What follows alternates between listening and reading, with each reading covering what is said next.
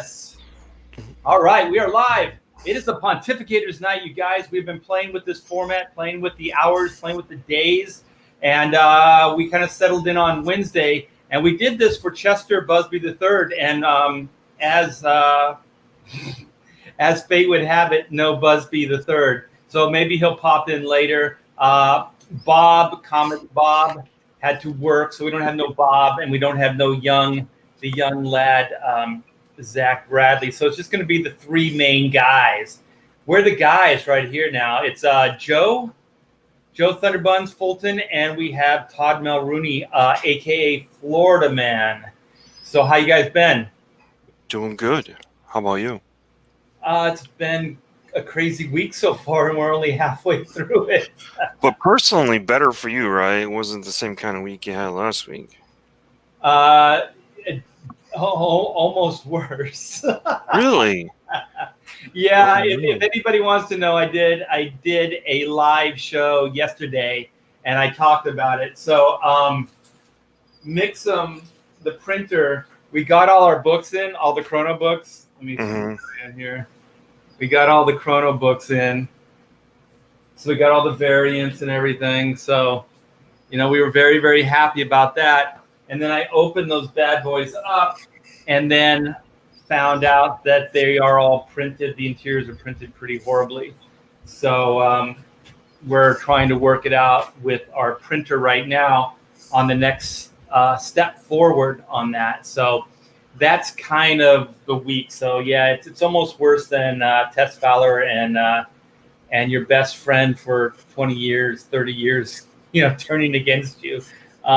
In many ways. So yeah, it's been interesting. But you know what? We will soldier through, and we will prevail. And so so we're going to talk a little bit, probably a lot, about this whole DC layoffs, firings. I think correct me if I'm wrong, you guys, it's a third of DC staff. Is that, or just Warner Brothers in general? Third above editorial, I'd say. As far as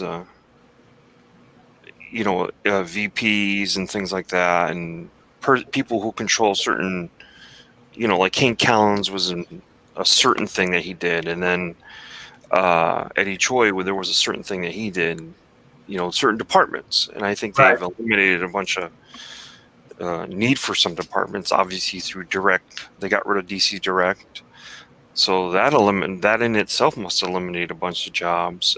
Some of those names were like head of trade paperbacks or something like that. Editor-in-chief, Bob Harris. Yeah. That's a pretty big wig, but we'll cover that in more detail. But yeah, that's what we're going to go over. But I believe this was Joe Thunderbun's idea. We wanted to give a spotlight to Comicsgate creators that have live Indiegogo campaigns, and we thought that would be a fun way to start off these Pontificator shows and give some hardworking comic book professionals the due they deserve. The due. They're going to get some due here on the Pontificator show. So I have Johnny Phantasm. So we have that, and then we have some Super Dad, and then we might go over some Florida Man stuff, maybe, I don't know, make Todd happy. So I'm going to screen share you guys. Let's show off, and I want to get your feedback on some of these too, you guys. This could be fun. Not like harsh, critiques, but just kind of insight on some of these cool Comicsgate crowdfunds. So this is Johnny Phantasm. This is our buddy Patrick Thomas Parnell.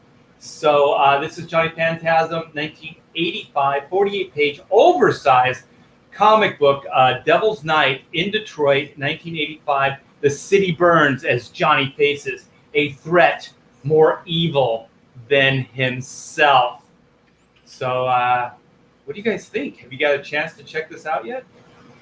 Yeah, I missed the last campaign, but I'm going to try and get in on this one. I think that Patrick is doing every issue, if I'm not mistaken, is from a different decade. And from what I understand, it's sort of like if the comic and movie The Mask with Jim Carrey. Okay. It's sort of that idea if the guy was a mobster and then took on the powers of the mask. It's kind of a similar idea. Okay, so that face is a mask? I believe Like so. Okay. There's not a really I guess that's the cover right there. I thought there would be a good shot of the cover. Oh, there it is. Please, someone in the chat will correct me if I've got that wrong. But the last time I was on a stream with Patrick, I think that's how he described it. Yeah, it looks really great. Patrick's a cool guy. Here's some interior pages. I'll play the video. Oh, it looks like, yeah, he changes. So it is kind of a mask. So it looks like the Question. Remember how the Question would kind of like change his persona?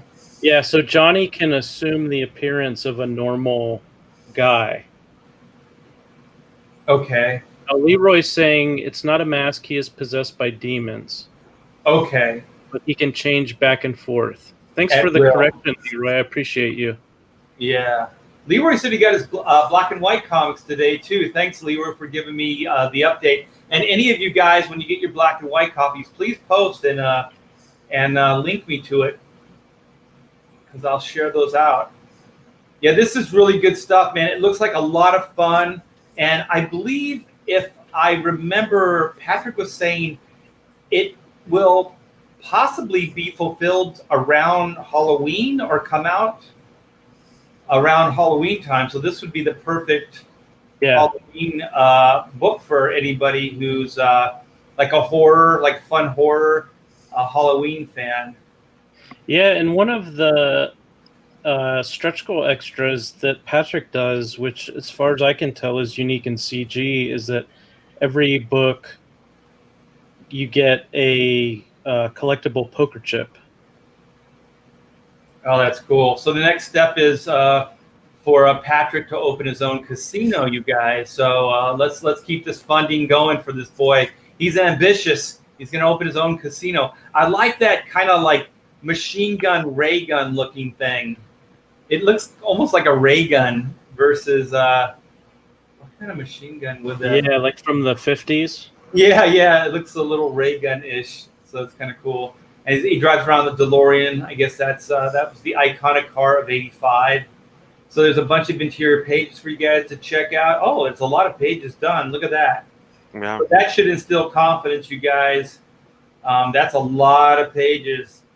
Yeah, Patrick's not messing around. Yeah, so this book looks like it will definitely be able to get into your hands before or around October for Halloween. So let's check out Johnny Phantasm 1985.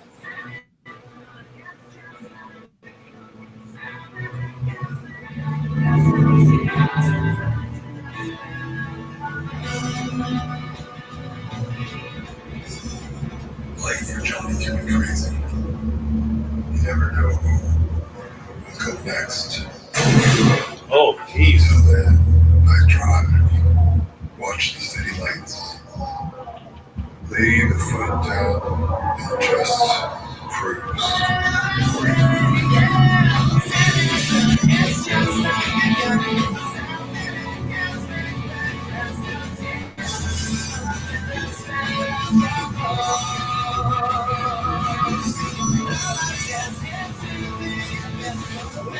It sounds like a Fallout Boy song. And Patrick said that. Patrick said that was from one of his bands. Oh, very cool. Oh, that's right. He's a bass player. Yeah.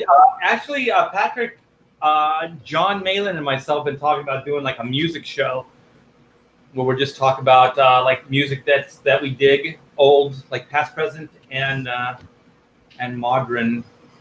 So yeah, you guys check out Johnny Phantasm. I think this launched like 2 or 3 days ago. So he's at 10,600, 172 backers already. So Patrick is very, very well supported by you Comicsgate fans out there.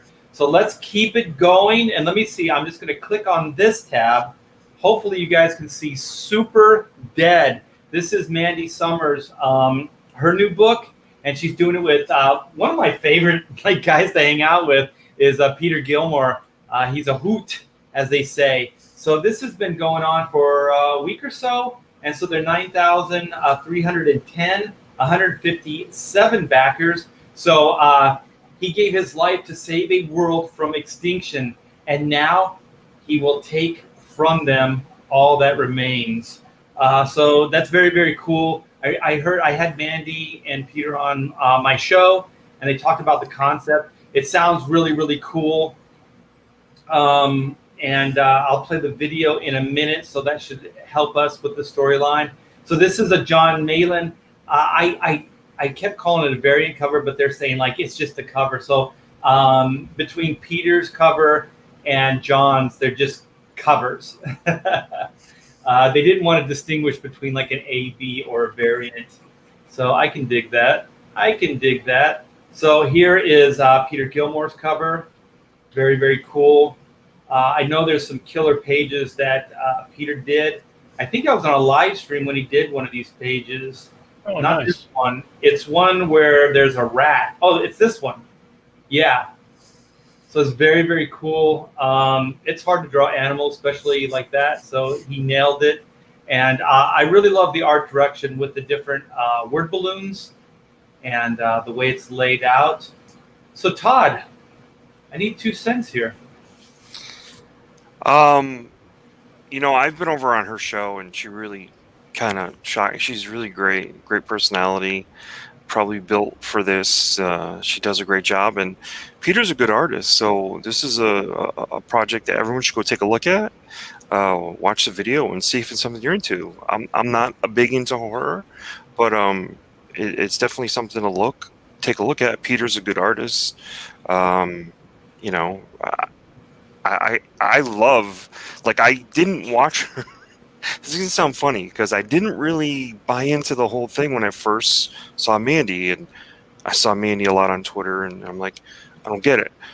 And then when I went to her show, that charming Southern accent came at me, and I was really hooked. It was really great. So, and she's got a lot of energy, and she has a lot of sass. I don't know what it is. Like a girl who swears a little bit of care. She's swearing for funny.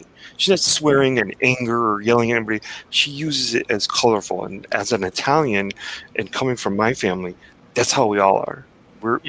We use swears, and they're meant to make you laugh. So I was really hooked. So I've been watching her show and keeping up with her. So this looks like a great project. If it were me, I'd go, definitely go check it out and get on board.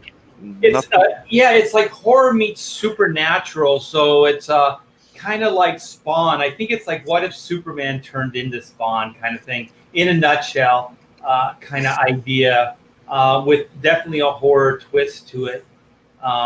Which looks pretty interesting. And like I said, I do like Peter's artwork, and I wanted to know what the hell happened here. And then I turned the page, and I was like, holy crap, that dude was saved. And so it's kind of like there's a new superhero in town. And so, you know what? I don't want to spoil it if you guys didn't hear. So I'm going to play the video because I can't remember how much of it Mandy and Peter told me off the air versus how much they told me while we were live. So I don't want to spoil anything. So here's the video, you guys.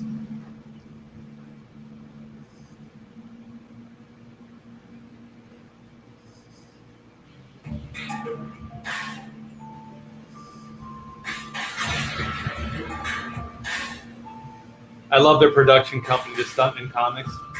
Yeah.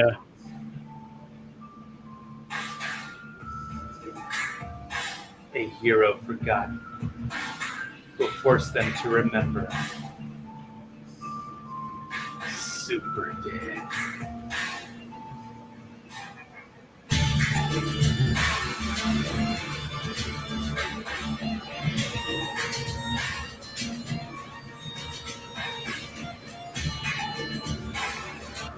So Omega Atlas is the new hero.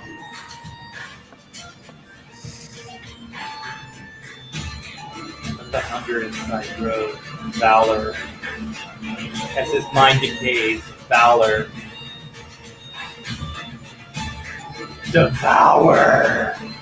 Valor becomes Devour. Yes. From the imagination of Mandy Summers and Peter Gilmore. Look at that.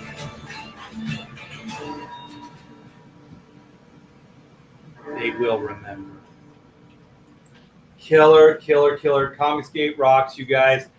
We got a great bunch of books and creative individuals here. So one last, please indulge me. And the reason I'm doing this is, you guys, we are on a countdown to 50K. We just turned over 49,000 for Chrono Mechanics Retrofit. They do more before the dawn of time than most people do all day. And I want to remind you, there are 2 stretch goals that are going to go away as soon as we get our books back from the printer. So this little mishap is turning into a plus for anybody who still wants to back and be eligible for the Golden Time Card and the PDF movie script. So those 2 stretch goals are going to go away. So you guys go check it out. The link is in the description.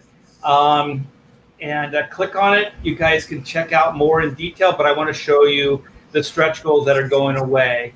And I just want everybody to make sure you can get in on all the goodies. So the PDF is, we passed the 35K, so you guys kicked ass and got us to that point. I thank you very much. It's a 112-page movie script written by the great Matthew J. Hillary and myself. It took us 8 years, you guys, to write this script. Not, full time in our part time, but some of these dreams take a long time to manifest. So I want to get this into as many people's hands as possible. It's just kind of a freebie that we're doing to help with this pandemic, to give you something right now to entertain you. So if you back now, within a few days, you'll get this PDF sent directly to your emails. So do check your spam folders. Sometimes they get misplaced. So we have that. And then we have the Golden Time Card, equals free doodle. 1 out of every 10. 1 out of every 10, you guys. That's good odds. We'll get a chance to receive a Golden Time Card. It will be nestled in your book, in your comic book. And you fill it out, give me your backing number, and then send it to me. And I will do absolutely free a 9x12 head drawing. And I'll do that on a live stream of Doug, our newest recruit here. So you guys, please come by, check out Chrono Mechanics. Like I said, the link is in the description, and I'm coming back. So also, you guys, we got these the other day. So like, this was a miracle. These are actually printed. You can see the sheen on it. These are on gold paper, you guys, and the backs are gold as well. So these are the Golden Time Cards. So there's a little space here for you to put your backer number, fill out your name, sign it, fill out your hours, send that back to me, and I'll do a drawing for you. So we have that. And Todd, you want to talk a little bit about Florida Man? I didn't have a tab open, so I apologize. But the link is in the description. I can share my tab. I have one open. Oh, cool. Yeah, perfect.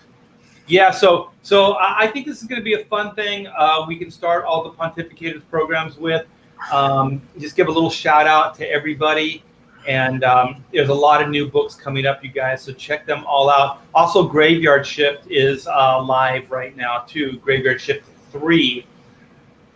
So we got Florida Man here. That's Johnny Phantasm. All right, Florida Man, we were at a sort of a standstill over the weekend, but then we started picking up a little bit of steam in the last day and a half. So we're up to $31,500. So we're doing pretty good. What's there to say that you haven't heard if you've watched? Gary here, our protagonist, is the quintessential Florida Man who all those hashtags and memes and all those headlines, it's as if he did all those headlines. He's the guy.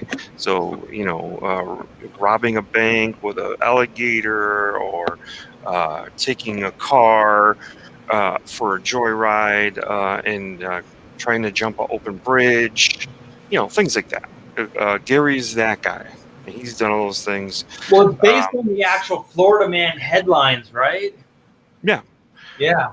We take some of it, by the way, we do take some of that and put it into the action, some of the actual storylines. So it's not like we don't take some of the truth and throw it into our fiction. We do. There is some of that. So it's a cool little thing.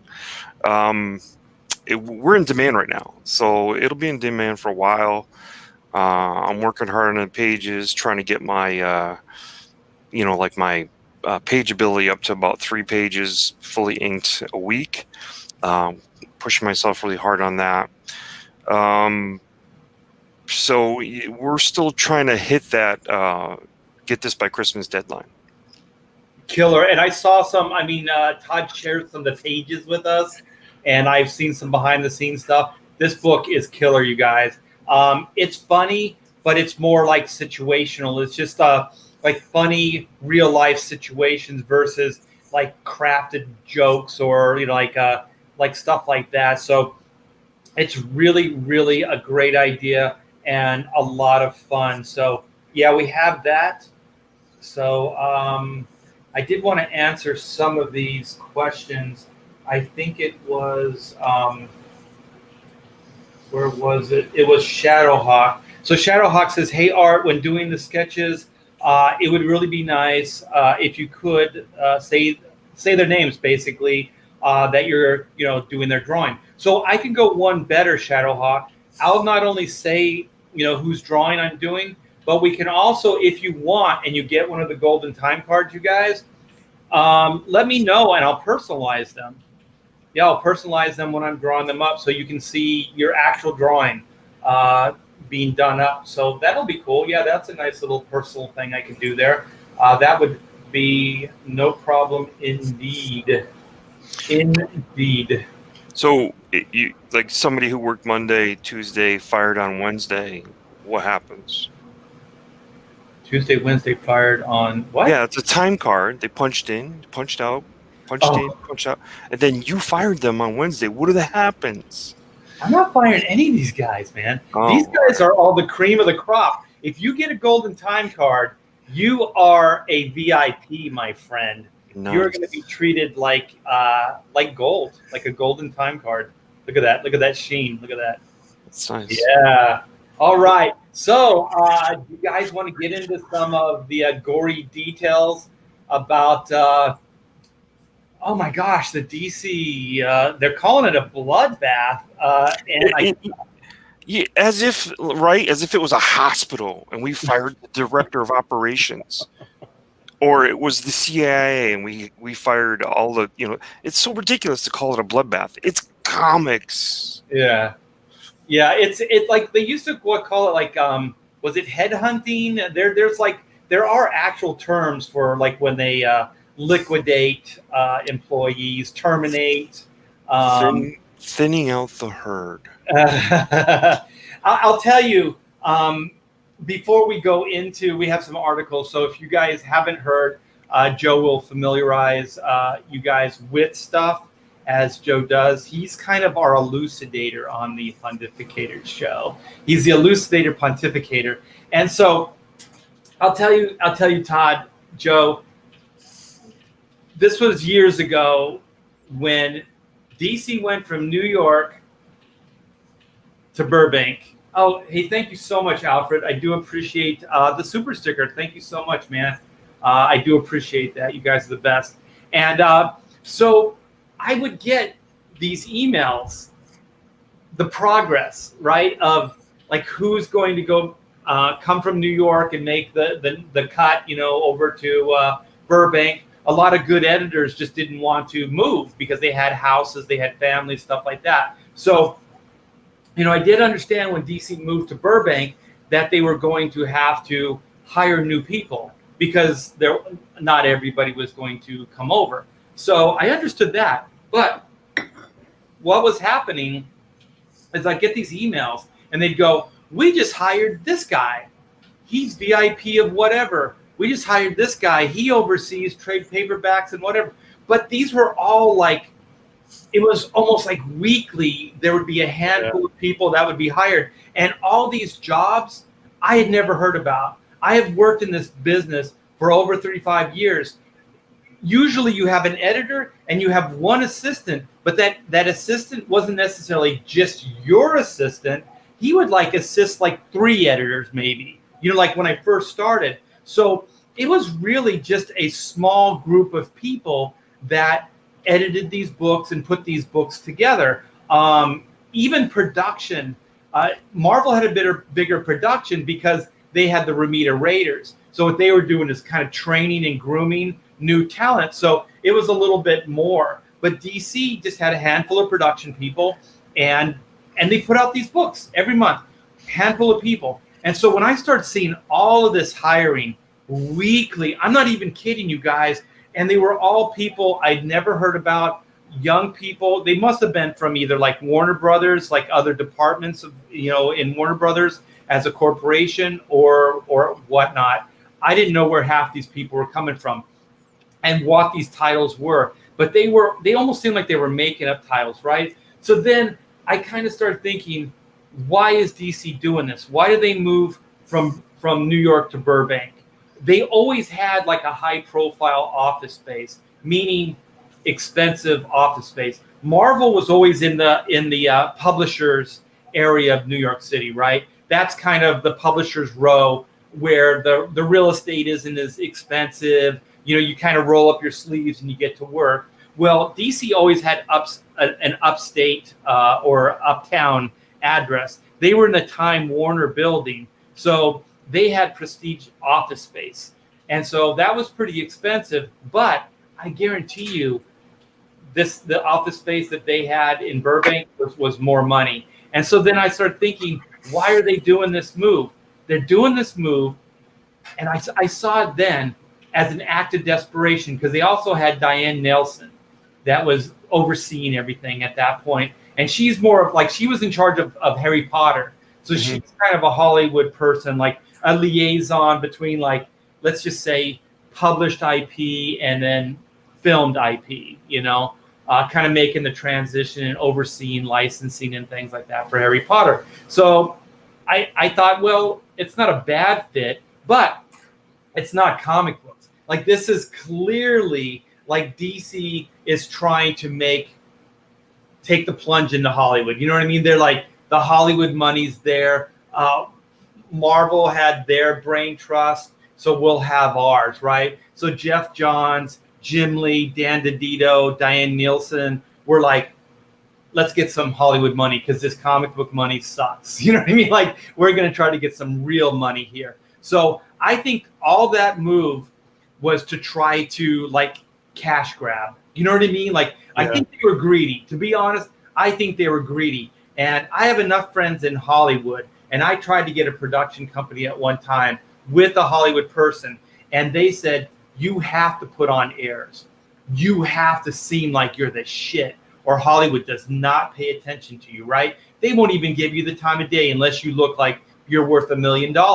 So I know they threw a shit ton of money at that Burbank office, and that they surrounded themselves with a big crew of people to look important. Like, how do you grow something? How do you grow something and make things look important? You throw a bunch of money in it and you grow it quickly, right? And that's what DC did. They grew way beyond what they were even capable of doing. But they were like in Vegas. They were crap shooting, right? They were throwing the dice down, and they were betting it all. Meaning the publishing fucking company of DC. I'm sorry, you guys. This kind of pisses me off because I think a lot of people saw this coming, but I saw it coming from even a different angle. I haven't heard anybody talk like from this point of view. They were throwing money at Warner Brothers and all their parent, Hollywood connections to try to look impressive. They spent way more money than they had. Comics has always been humble. I do believe that Warner Brothers has always been, DC Comics has always been a tax deduction, a write-off, if you will, for Warner Brothers as a corporation. They've always made more off licensing than the publishing division. I think as long as the publishing division was like didn't make waves and made a decent amount, or at least enough to cover itself, to justify its own existence, then they just left it alone because the licensing money was well worth it. And then they had a shit ton of deductions every year. You know, they could write off any loss that DC Comics, the publishing division, had come up with. So I think they gambled and they bet the farm. They bet DC Comics on this Hollywood gamble. So I'm just going to leave that there and see what people in the chat and what you guys, Joe and Todd, think about what I just threw down there. Well, I've got a lot to go over, so I'd like to hear from Todd first, if you don't mind, Todd.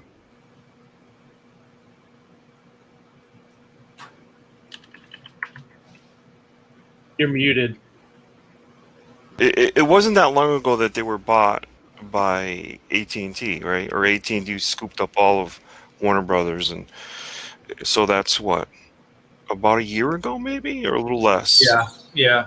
So we're looking at, obviously, when you do something like that, well, and you look at who's making money, who isn't, and of course they're also part of this HBO thing now, so that's part of it. So you got to thin this all out and see if you can do this cheaper until you get to the point where you can get ahead, because DC, like you said, was it a write-off for Warner Brothers? Obviously, it had all the IPs. You had the licensing. You can never discount the licensing. When someone says, "Oh my God, there goes the end of DC," well, I'm sorry, but as long as they're making bed sheets, pillowcases, cups, and all that, you'll never see the end of DC. But it might change as the way we know it, right? Because that's a lot of money to lend out, and you got a Superman toothbrush and a Batman coffee mug. Way too much money. So, but you can look at their line and see what works and what doesn't. And there's a ton of comics there that weren't selling.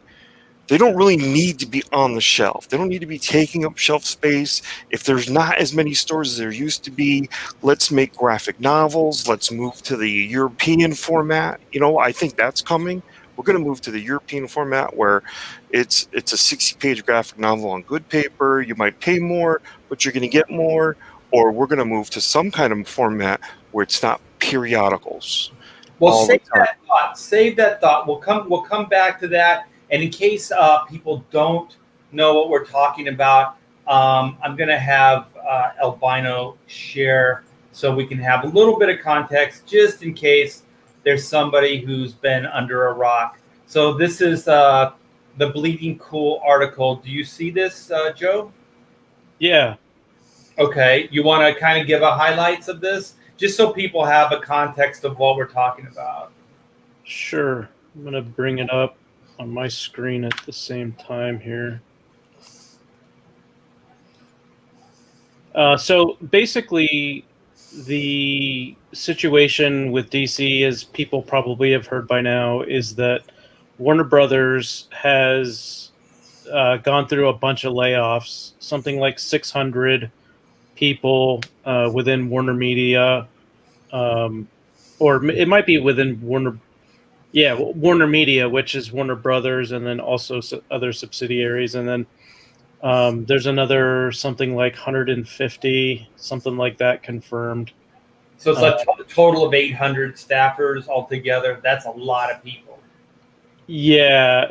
So it's it is a lot of people. And one of the things that I wanted to point out is that when it comes to corporate acquisitions, mergers, that sort of thing, it's extremely common to take an extended period of time to evaluate the business, the various business units. So when AT&T bought Warner, they acquired not just the main business, but all the subsidiaries, including DC Comics.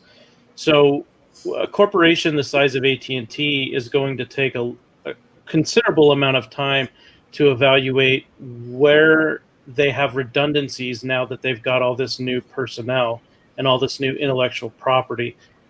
They're also going to have to take time to figure out what they want to do with the new intellectual property that they've acquired.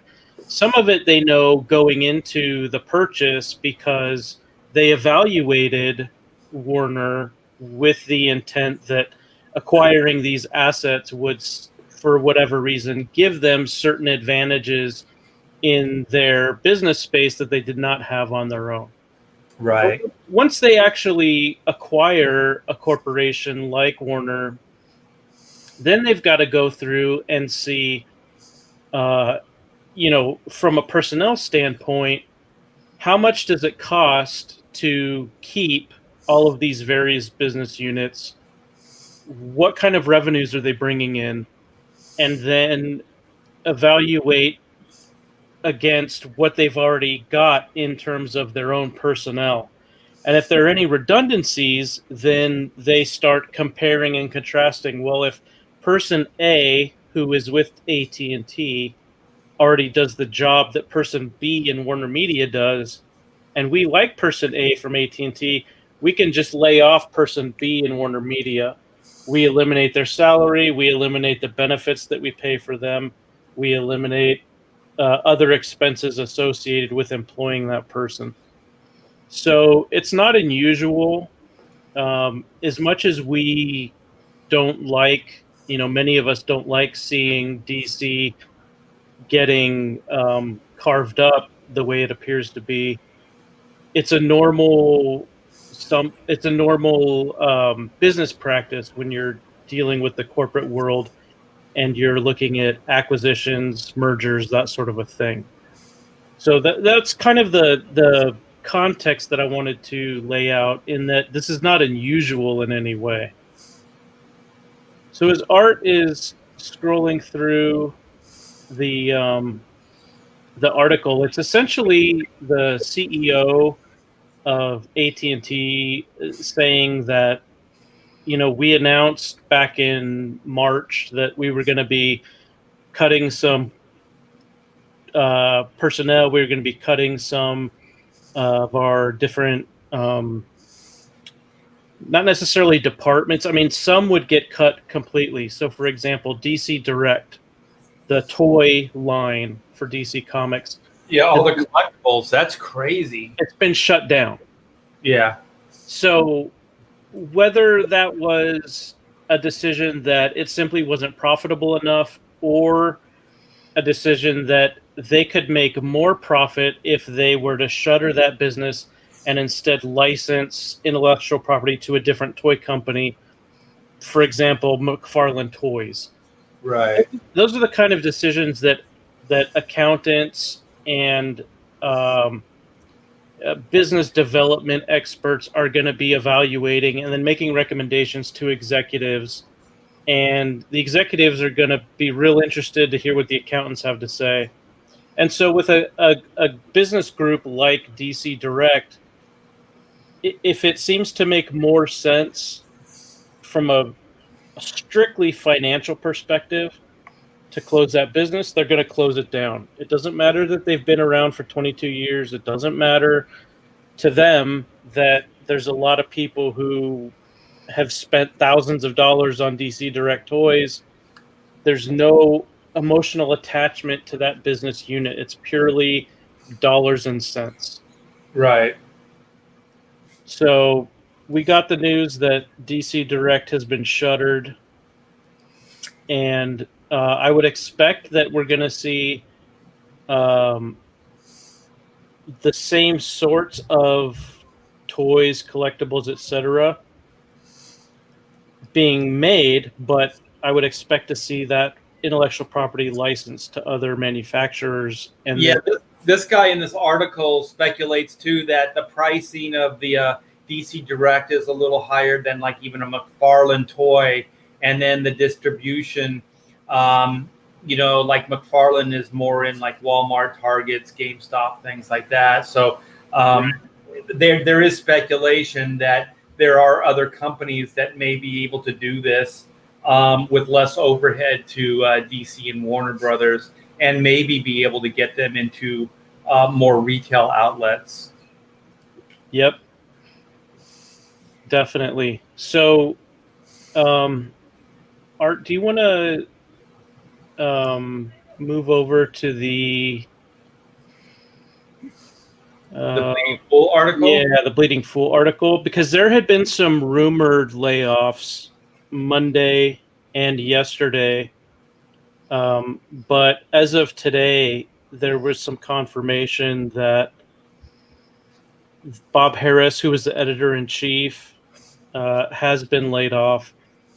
Jim Lee, who had been the chief creative officer and publisher, had his publisher title revoked. So he's now solely chief creative officer, which for the most part it seems to entail acting as a liaison with other Warner Media business units. So, for example, if Warner Brothers wants to make another Batman movie, then Jim Lee would be their main liaison between the movie studio and DC Comics.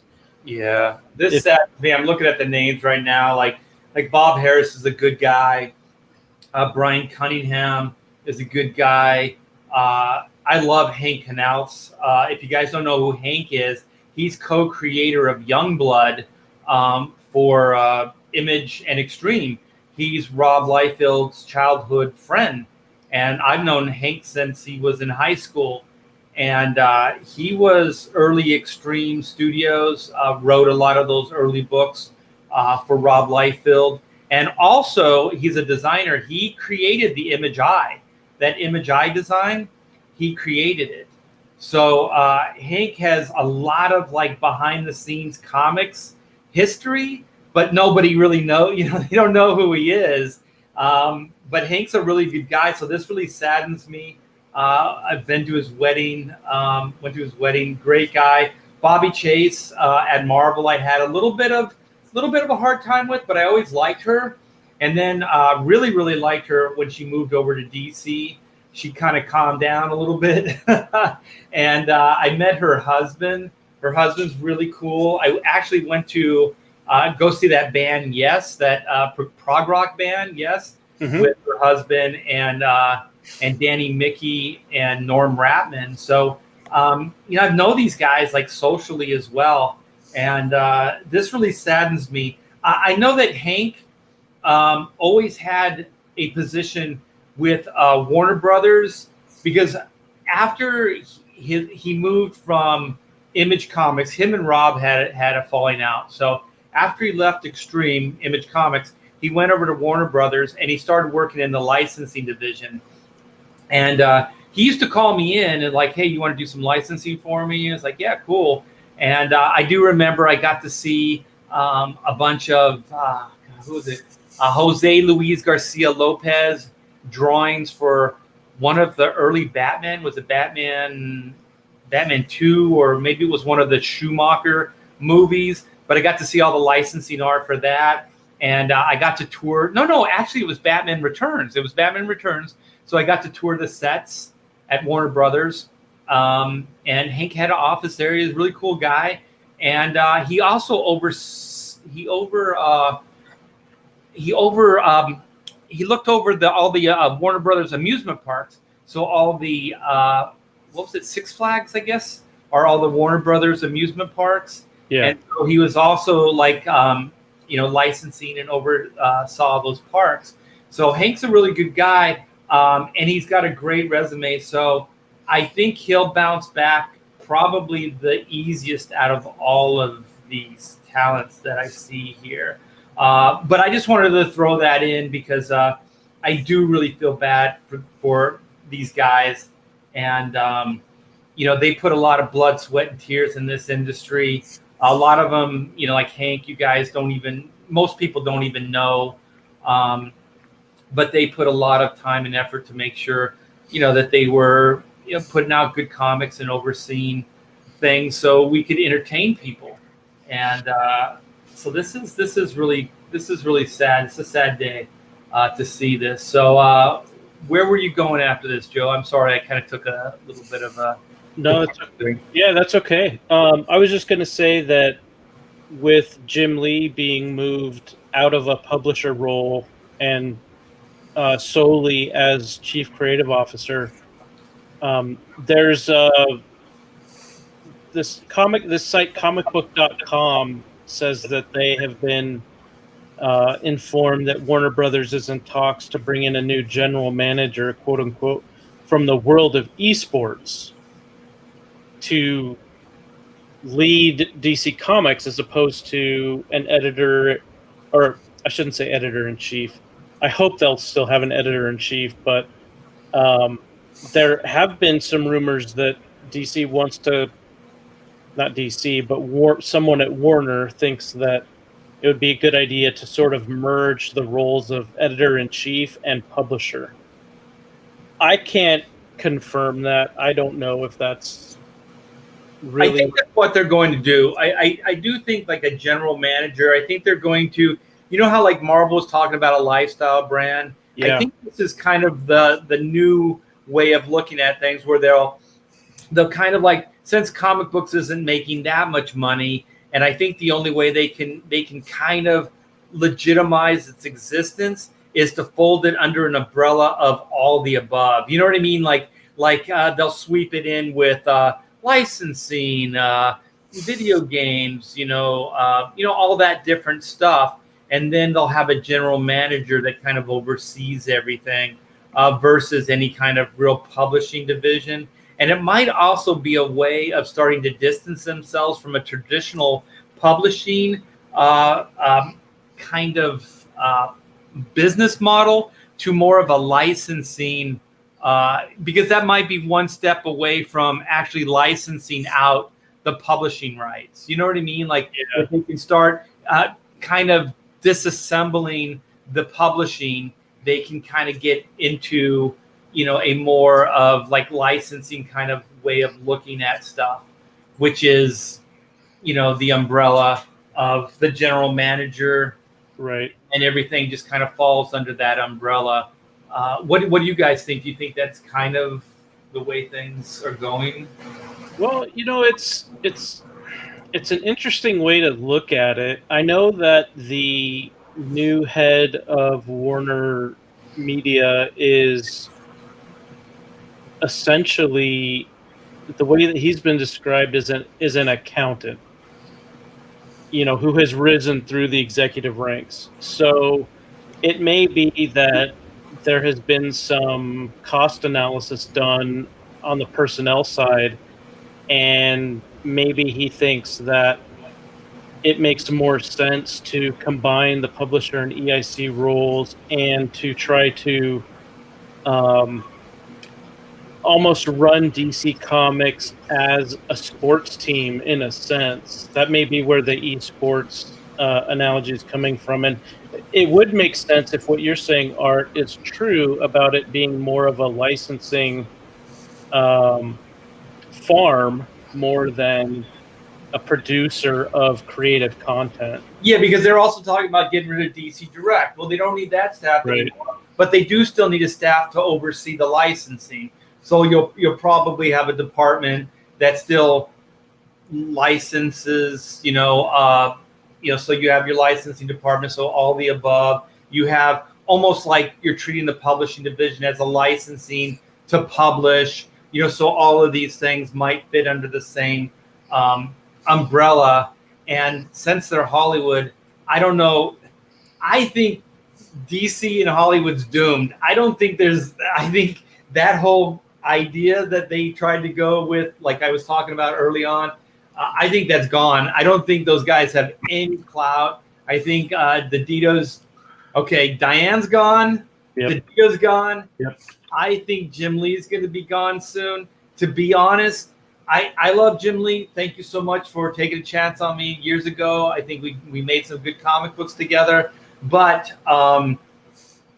I think the reason you were there is because they didn't want Marvel to have you, because I think you're more of an asset to a publishing company, to be honest, as an artist, as a talent, than you are necessarily as a paper pusher, as a guy that runs businesses. Because, you did good in the Image days early on, but everybody did. It was like printing money. But when things got tougher, and I always say this, if you're going to run a business, it's not when you have the salary days, right? When you have millions of dollars and you make a screw up, you can eat that.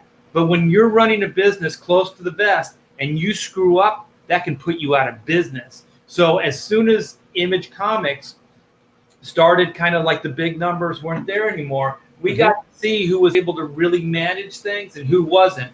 Top Cow survived. McFarlane survived. As far as like bigger production, there's Eric Larson and there's Jim Valentino, but those guys kind of had their own IPs. Right. Thing. They didn't really franchise out or try to do anything more.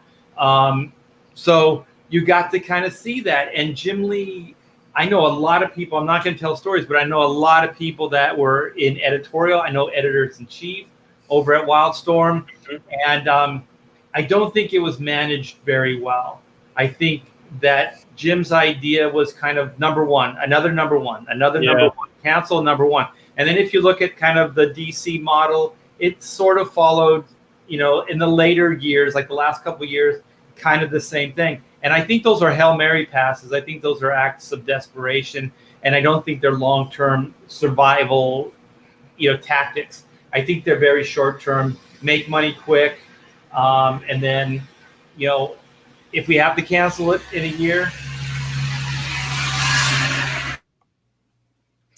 Sorry, you guys. I have the windows open because it's a nice night tonight.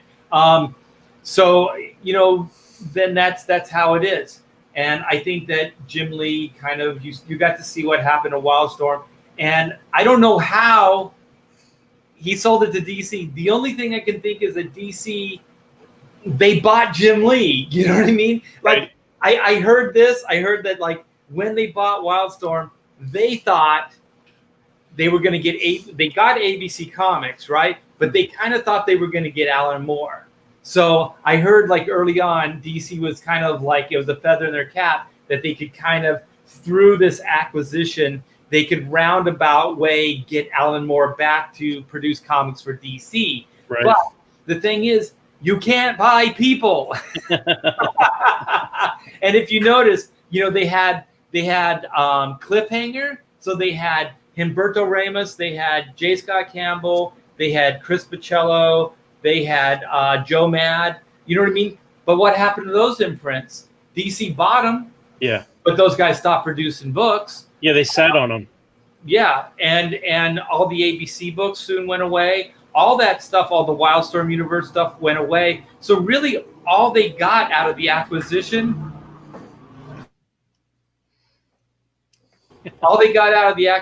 was Jim Lee. It was very expensive. I got to read this. Thank you so much, D Geek Art, $5. I find it interesting. A lot of freelance artists I know that work for the big two are really starting to encourage indie and self-publishing comics.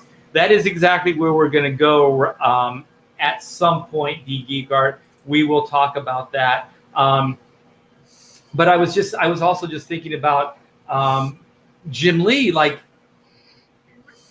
really, all they did was they kind of bought Jim Lee, right? Like, the whole acquisition. And just a little side trivia: when Jim sold Wildstorm, okay, there were originally 4 of us.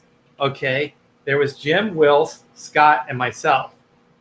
I was offered Wildstorm position. I had my own section of Wildstorm that Jim offered to me.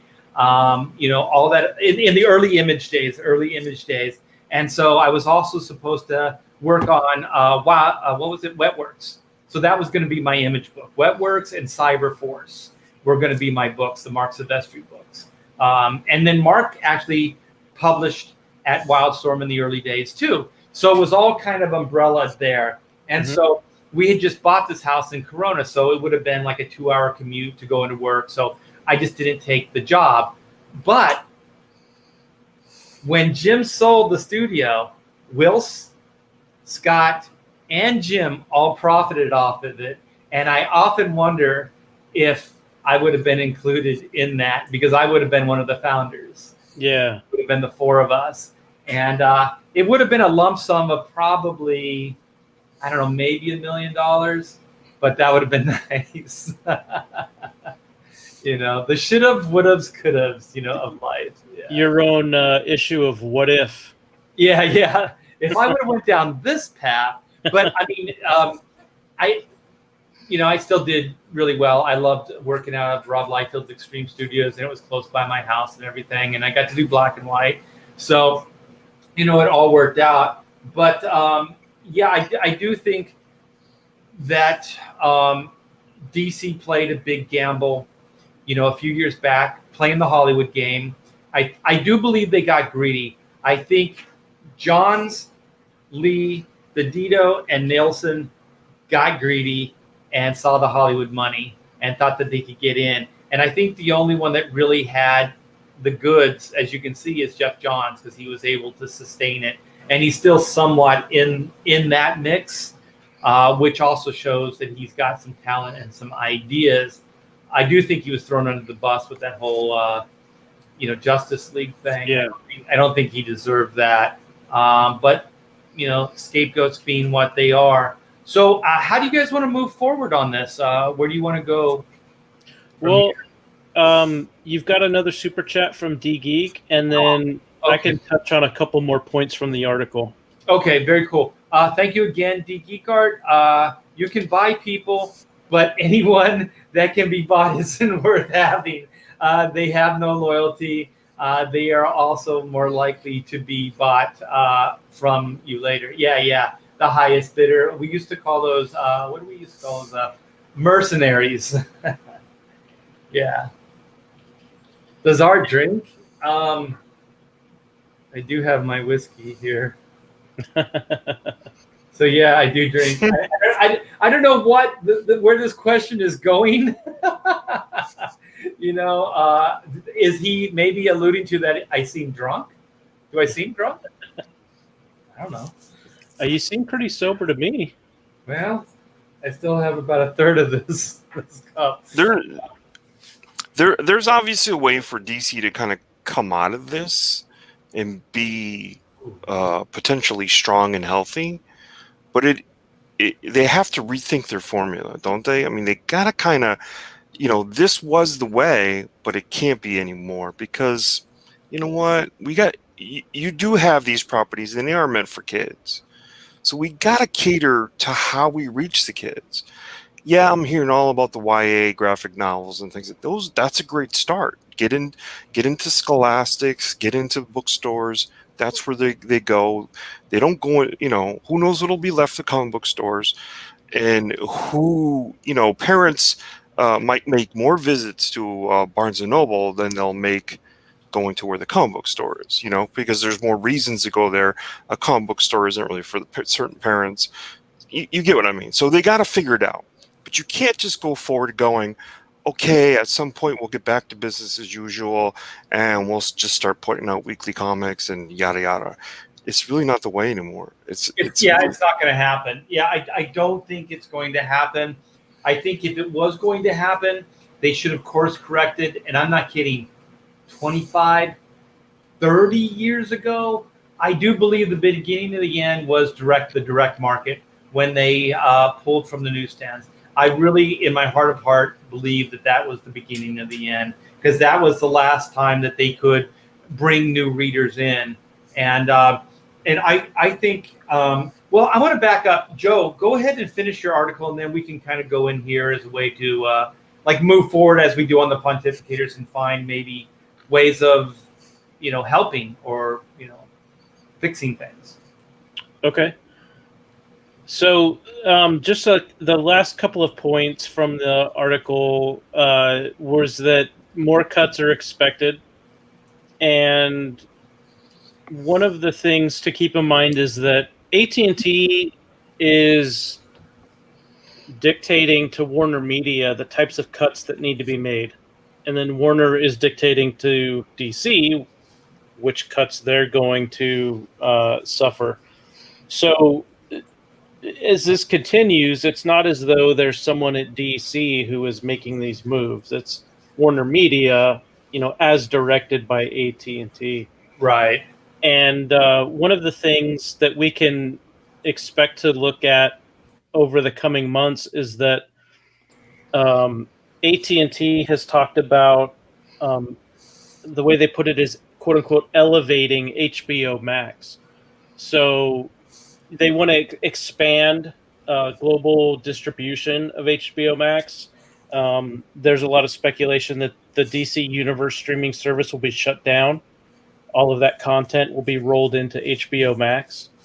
And so most of the DC Universe staff has been let go as a result of that. And I would imagine that as we move forward, whichever critical personnel were needed to kind of maintain the infrastructure of the DC Universe streaming service, they would probably, based on my own experience with corporate layoffs, they would probably either be rolled into HBO Max or they would be training their replacements and then let go at some future point.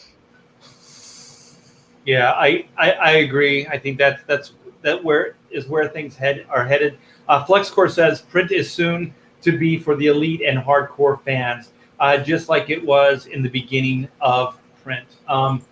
Yeah, and some people have said it's like more boutique, kind of like record albums, things like that. So there's vinyl enthusiasts and collectors, and so it might go into that as well. Like Todd was saying a little earlier about that possibly floppies are going to be the first to go, as far as publishing. So Todd, do you want to finish your thoughts on that? Do you have any more to add? Yeah. I don't know. Look, all I know is what works somewhere, right? Like I know the European model works. They have a very healthy market. Their books sell. They are at a higher price point, but you're getting something that won't you can't destroy. It's got a hard cover. Right. I'm not saying that they're going to do that, but you do have to think about where does it work and where does it work. And we've talked to other store owners, right? And they've sort of modeled their store after a bookstore and gotten, they're like, you can't look through a diamond and put all these things on your shelf. It's just not possible anymore. Too much glut, too much crap, too much stuff, not enough quality, not enough value. So well, just to back up, not enough demand. There's the fan base. If you had the fan base, you could get away with this, but you just don't have. True. Yeah. Right. It takes a lot, honestly. For me, it takes a lot for me to go, I want that book. It's got to be something, and it's usually top quality art, right. good production value. You know what I mean? Like they're not floppying out White Knight. It's not a floppy. Yeah. That's what they used to call deluxe, right? Deluxe format. Kind of like Frank Miller. Not that there wasn't some things before Dark Knight Returns, but the issues of Frank Miller, they actually were square bound. Those weren't floppies. So even straight, I don't know if you remember Straight Toasters. Straight Toasters came out like this. So it's not a model that can't be done and it can't be won. You can win, but right. I just thought about this. Sorry to interrupt, but like how they're saying like the floppies are dying, right? They're pretty much at this point. It's kind of like it's its last breath. And if you think about it, if you really think about it, it was inevitable. Mm-hmm. And not just the things that we were talking about earlier, but comic books, those floppies, that book, and this goes to your point, Todd, those books were always intended to be disposable income. They were a dime. They were 12 cents. They were 15 cents. They were a quarter. They were always whatever change was in your parents' pocket, right? Mm-hmm. Well, when you start talking about $4 or $5, whatever these comics are, for a disposable 20-minute, half hour, depending on your reading, like skill or how, much you really want to get into the book, it really is maybe a half hour of your time, if you really scrutinize the book. So, you think about the price and then you think about how much entertainment you're getting from it. So if you think about what they were designed, what those floppies were designed to be in inception, disposable, just disposable entertainment. That's it. So they were never meant to be collected. They were always meant to just like read them. They'll probably end up in the fireplace, or you share them with your friend.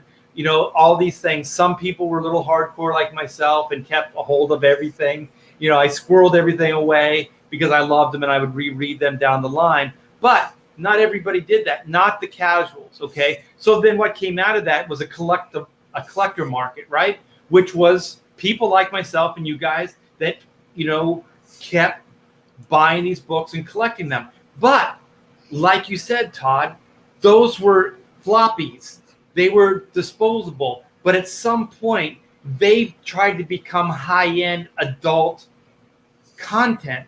They tried to become like a prestige book, with the higher-end printing, all of this stuff, because they knew that their audience was aging out. They were getting older, and they knew that they had to placate the older crowd, and that they were going to expect more than a kid would, right? Their expectations were higher. But then they realized they were upping their production values. So then in turn, they had to keep pricing the comic up. So they started really placating just a certain audience, which was the older collectors. But the product wasn't really fundamentally changing. Like you were saying, Todd, like more of a graphic novel format, more of the European format, more of the high-end stuff, more of the stuff that Comicsgate is doing. I think that's why this stuff is succeeding, because that is the audience, and we're giving them the product that reflects it. You know what I mean? They're older, more high-end, they're one-of-a-kind collectibles, and they're probably the most expensive printing you can get for a comic book. I'm going through all that stuff right now. Trust me, this stuff isn't cheap. So I think that they ended up trying to placate a different audience. We talked about Pontificators before, where they're not bringing the younger kids in. So, and they're not going to be able to do it at the price point that they're at, because parents aren't going to be shelling out $4 or $5 for a comic book, right. a casual thing. What if the kid wants 3 books? That's $15. That's, $12, whatever it would be, $16. It's crazy. It's crazy, the price point. When you could buy 10 books for $1, $1 was a lot more money, in the 60s, 70s, but it still made way more sense than it does now. When you're whipping out $10, $15 for just a few books.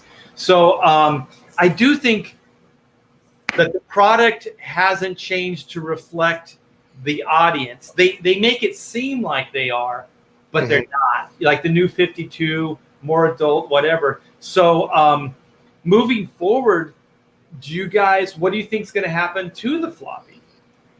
Well, I think that we're already seeing, based on sales trends, that the publishers, particularly DC and Image, seem to, out of the top 10 publishers, those two stand out in my mind as the ones who seem to most be open to the sales data showing how much more consistent sales. Trying to think of a concise way to put this. The trades and original graphic novels seem to show much more of a consistent sales level that DC can live with versus the single issues where the sales vary quite a bit. So if you are AT&T and Warner, and you have been told by your corporate bosses that you have to pull your weight in contributing to these mammoth debt payments that AT&T has to make, which is on the order of hundreds of millions of dollars, because they owe something like $160 billion in debt.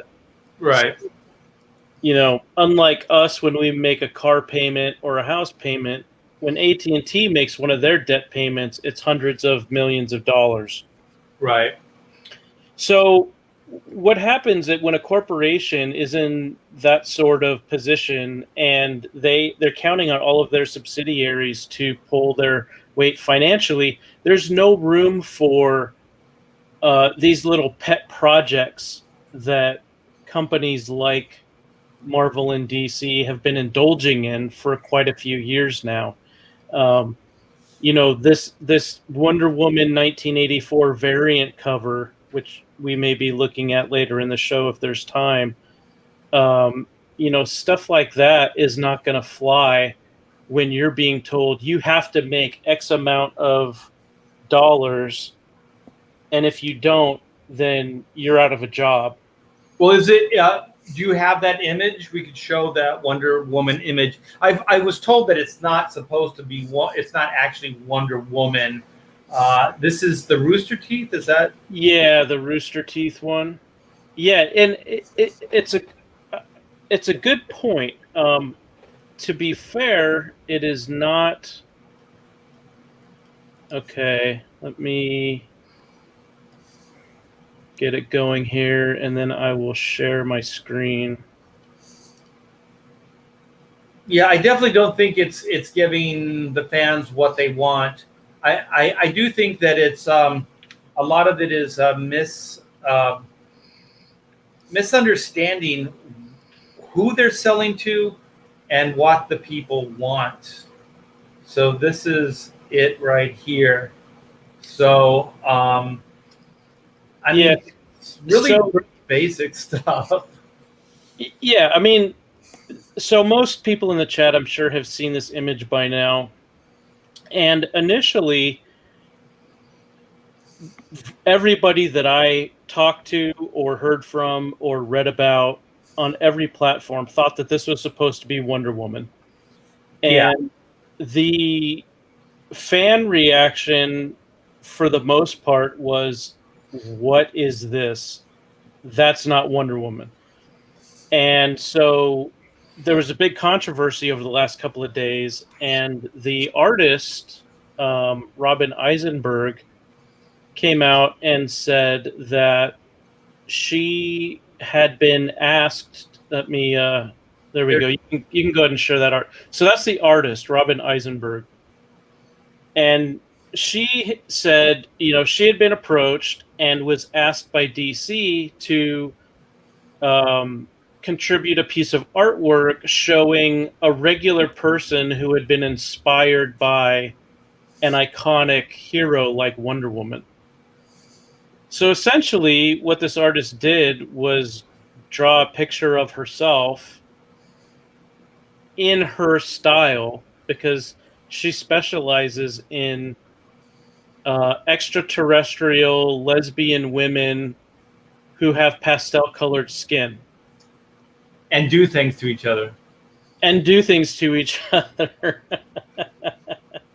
That's a nice way of putting it. Yeah, we can't show a lot of her artwork because it'll get Art's channel struck. But if you guys going for Chester. Yeah. So if you guys want to look it up, you can. It's Robin Eisenberg. I'll type her name into the chat. Well, the thing is, like this was an actual cover for Wonder Woman, right? Yes. Where does the 84 thing come in? Is it like tied into? Is that the movie, the Gal Gadot movie? What is the 1984 thing? It's supposed to tie into that movie. Okay. Well, one, it doesn't look like Wonder Woman. Two, it doesn't look like Gal Gadot. Yes. And three, if I would have turned in a cover like that in the day, I would never work again in the industry. That is the most mundane, boring thing I've ever seen. I'm sorry. She might do animation good. I don't know what she does, but these are superhero comics, people. Wonder Woman is a character of action. She does things. She fights. She lifts heavy objects. She ricochets bullets from her bracelets. That's who the character is. one, it's not even Wonder Woman. Who the fuck wants to buy this book?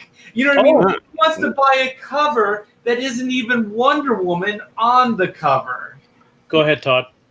I'm gonna go back to the whole thing with the movies and the comics. Don't confuse your audience. If there's a man in the Iron Man suit, when the kid goes to the store going, I want to be Iron Man, I'm looking for Iron Man, make sure it's a man on the cover. Make sure it's a man in the suit. Don't confuse your audience. It's silly. It's dumb. And the weirdest thing about Marvel is that Marvel, unlike DC, isn't a series of divisions. Like Marvel as a corporation was all like, it was the publishing, the film, the licensing, everything was all in-house, right? It wasn't, there were, at least when they first started, they weren't divisions.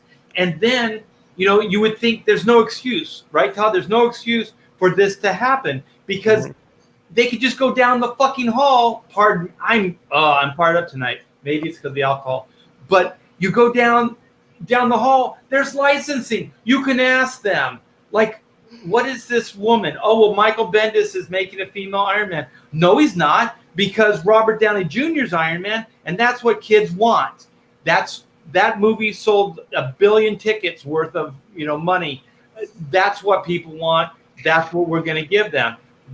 There's no reason for this. No, I'm not saying you still couldn't pull off an image with sort of that Art Deco, Miami neon kind of quality, right? Because that's kind of what you used to see in Miami. You could still pull off an image, but she doesn't have to look like an alien or whatever. You could have used all those colors in that color palette, and like Kanan, you know, Kanan drew a picture where he used that color palette, and it was beautiful, absolutely wonderful. A couple other people have done it. You still could have done this without trashing your iconic, let me repeat that again, your iconic character. You trashed her. You crapped on her, and you showed the world we don't mind crapping on our iconic characters. That's how I felt you did. Well, it's not even the character. Like then they. No, like, I know, but you know what I mean. That's the look. That's what I mean. I know, but everybody thought it was the character, right? And then they come out later, almost like a backpedal, and say, "Oh no, it was never supposed to be the character. It's just some person that dressed up like Wonder Woman that an artist drew." Who wants this? Well, and an average Joe, you know, dressed up like Wonder Woman and drawn on a cover. It gets even worse, Art. As Blue Samurai Zero in the chat pointed out, that art piece was not supposed to be a cover initially. The artist was approached by someone at DC. I read, I wish I could remember the article because I want to give them the credit for it. I read that she had been approached by someone at DC and was asked to do a picture of a quote-unquote regular woman being inspired by Wonder Woman. Right. So this is what that artist turned in. Then someone at DC decided to turn it into a variant cover. That's true. Yeah, that is the story. Let me read this real quick. Thank you so much, D Geek Art. You're very, very generous tonight. I do appreciate it. And don't sell yourself out. I've seen your artwork, and it's pretty damn good. And you will probably be doing the next Wonder Woman cover and knock that woman out of her number one spot, her spotlight right now that she's in. But go ahead, keep going. I'm sorry. Well, Art, if you want to share my screen, I've got a tweet here from someone at DC who was defending this. Amy Brockway Metcalf says, "I'm an art director at DC, and this is one of my favorite variant covers ever." Do you think she still has a job? That's, you know, I did wonder about that myself. Now, I'm going to go down. She says a lot of blah, blah, blah here as a way of trying to justify what she's saying. Okay, here it says, "It came out to pretty decent reviews and a lot of people saying it was ugly. It was successful enough that we did a sequel." So she's talking about some weird covers that she had worked on before. And then she talks about If we go down, okay, this amazing cover. Amazing. Yeah, okay, I'll go up one tweet. The great thing about anthology/variant covers is that publishers can take a chance on new talent. As far as variants go, I've been suggesting alt-female artists for years, but it was hard to get them past some folks because the art wasn't quote-unquote pretty or quote-unquote traditional. Okay, wait. I have to comment, Amy. I have to comment. Okay, this is not a great way to give new talent a spotlight.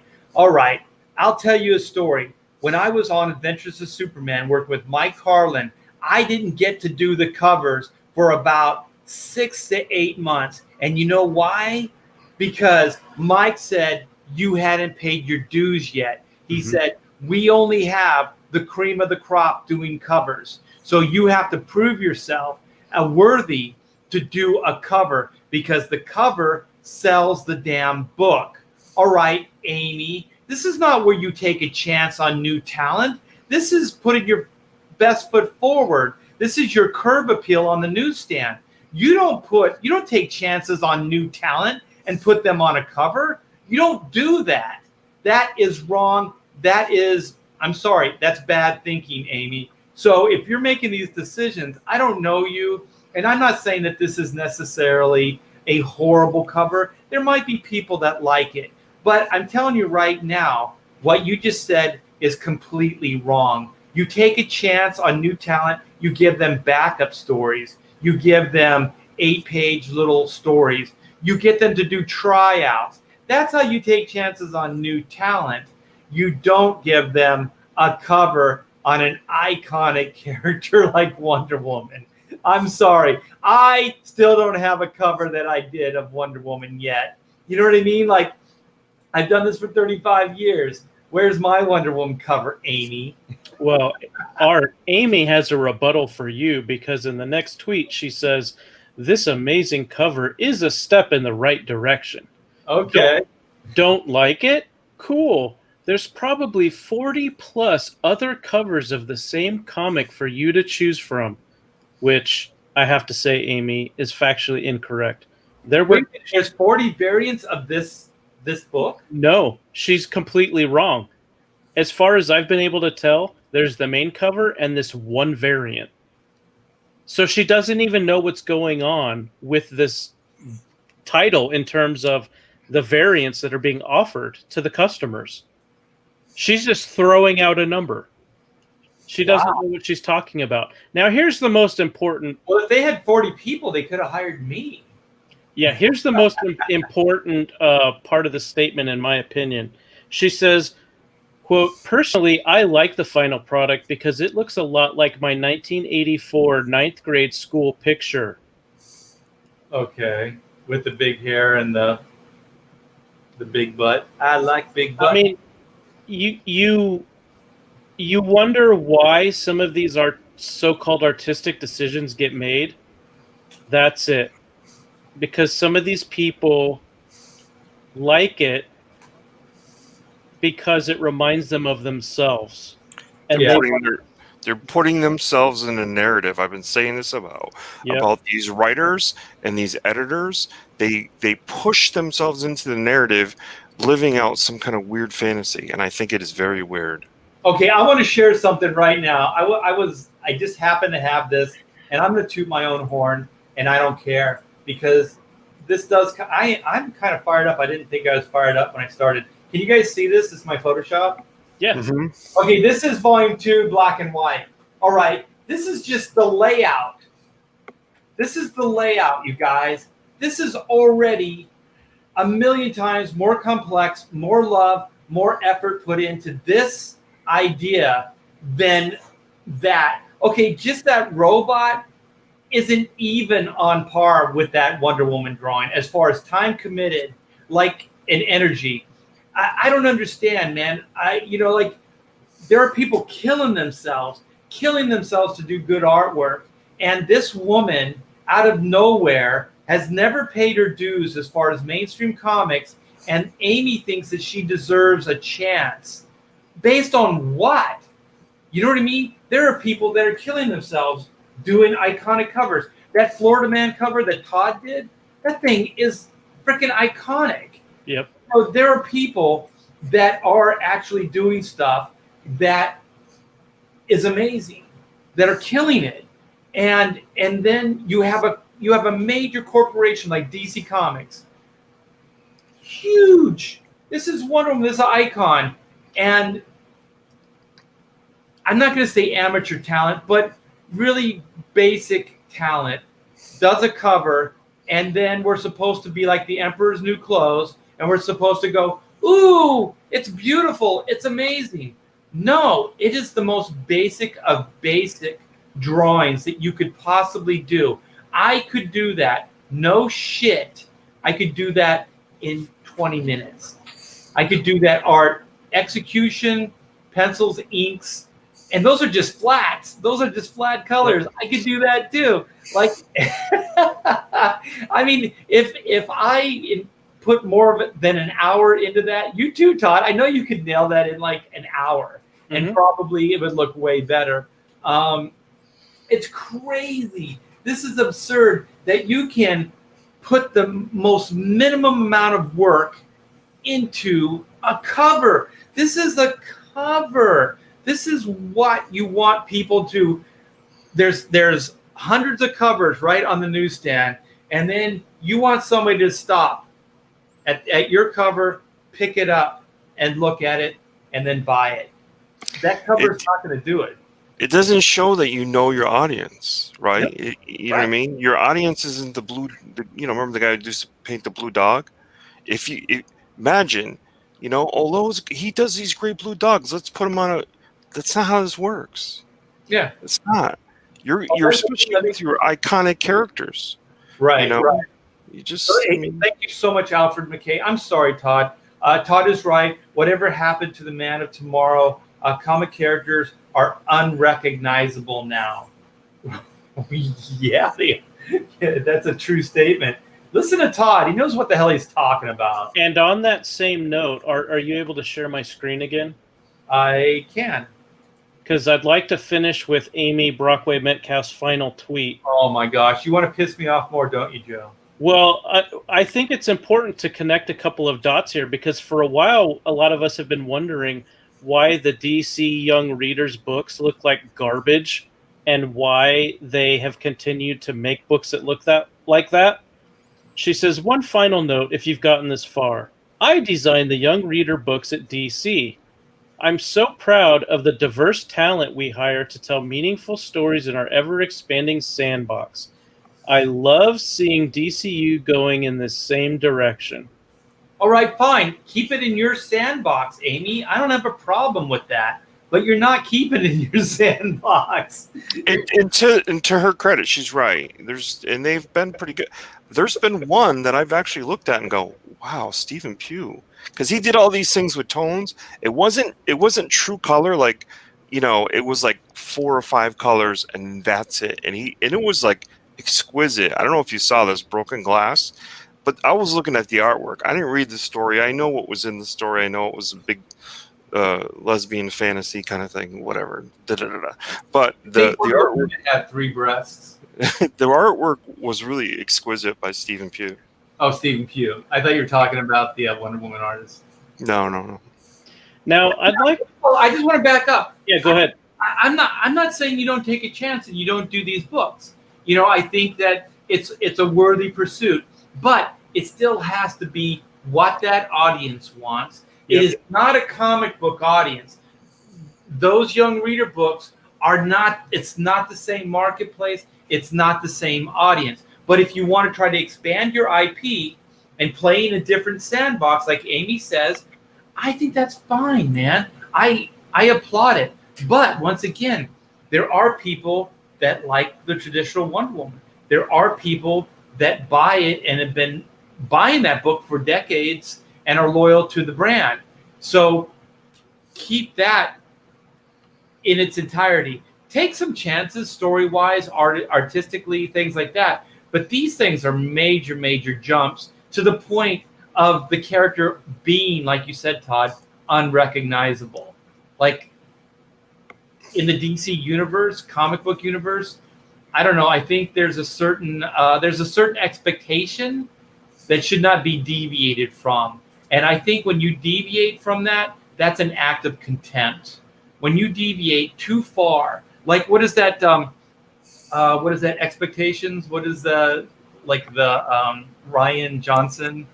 What is the saying? Subverting expectations. Subverting expectations. Subverting expectations. I heard a writer talk about this today in a YouTube show. Subverting expectations is contemptuous. Yeah. That means like whatever your expectations are, fuck you, you're not going to get them. Okay. When you kind of build something in a certain direction and maybe don't pay it off the way you've set it up, that's okay. As long as you give them something better, right? You build it in a certain way and then you detour from that. And then you're like, holy shit, kind of like that holy shit moment in Sixth Sense. You're like, oh shit, Bruce Willis is dead. You know what I mean? Like they kind of built it in one way. They built the story to make you think one thing, and then they paid it off, and you weren't like, oh, Luke Skywalker throws away his lightsaber. Ha, that's funny. And then that's supposed to be the be-all, end-all, right? No. Subvert it is the wrong way of looking at it. That's an act of contempt. So if you're trying to subvert expectations or you're trying to recreate Wonder Woman in that type of way, those are acts of contempt because there are people that have expectations of what Wonder Woman is.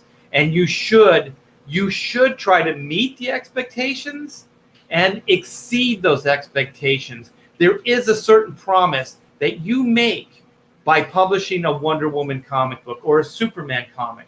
There's a certain promise. And if you break that promise, that's not cool. And you can't expect your audience to be okay with that. And I think that's what you're seeing with a lot of this stuff. They think they're being progressive. And if they want to, like we've said on Pontificators, I think we're all in agreement.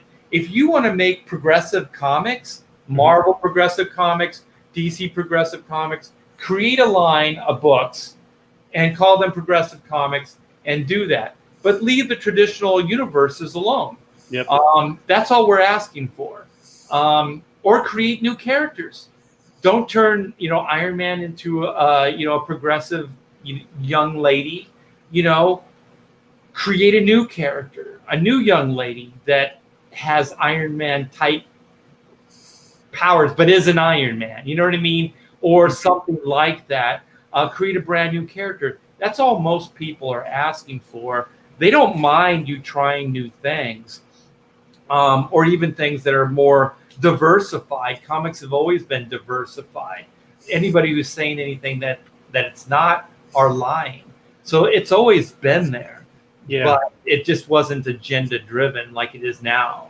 And I would like to point out that I give DC credit for trying to capitalize on the Wonder Woman 1984 film. And to Todd's point, the way this could have worked really well is if they went to an artist who has shown that, yeah, they can do 80s inspired art, but it's also art that's appealing to a general audience, because that's who you're trying to bring in if you really are wanting to tie the comic with the film. So I'm going to put in a link to the chat, or actually, Art, if you could share my screen. There's a guy in our chat right now named Pablo Romero. He's an artist from Argentina. Yeah, I don't see your link yet. Oh, sorry. Let me... I'll read this while you're finding that. Mark C., thank you so much for the 5. Get rid of G. Willow Wilson, Brian Bendis, Gail Simone, Kelly Sue DeConnick, and I'll buy DC Comics again. Until then, let it burn. I used to not really get that, like, absolute, but yeah, I think it could be for the better. Wouldn't it be funny if they did bring in some women to take some of these positions, maybe add some to their editorial? I don't know.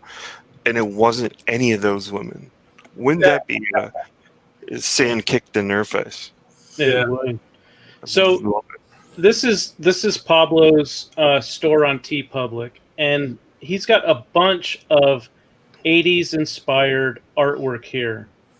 And I've seen some of his Wonder Woman fan art pieces that were tributes to Linda Carter, Gal Gadot. I mean, the guy not only knows 80s, but he can also draw Wonder Woman.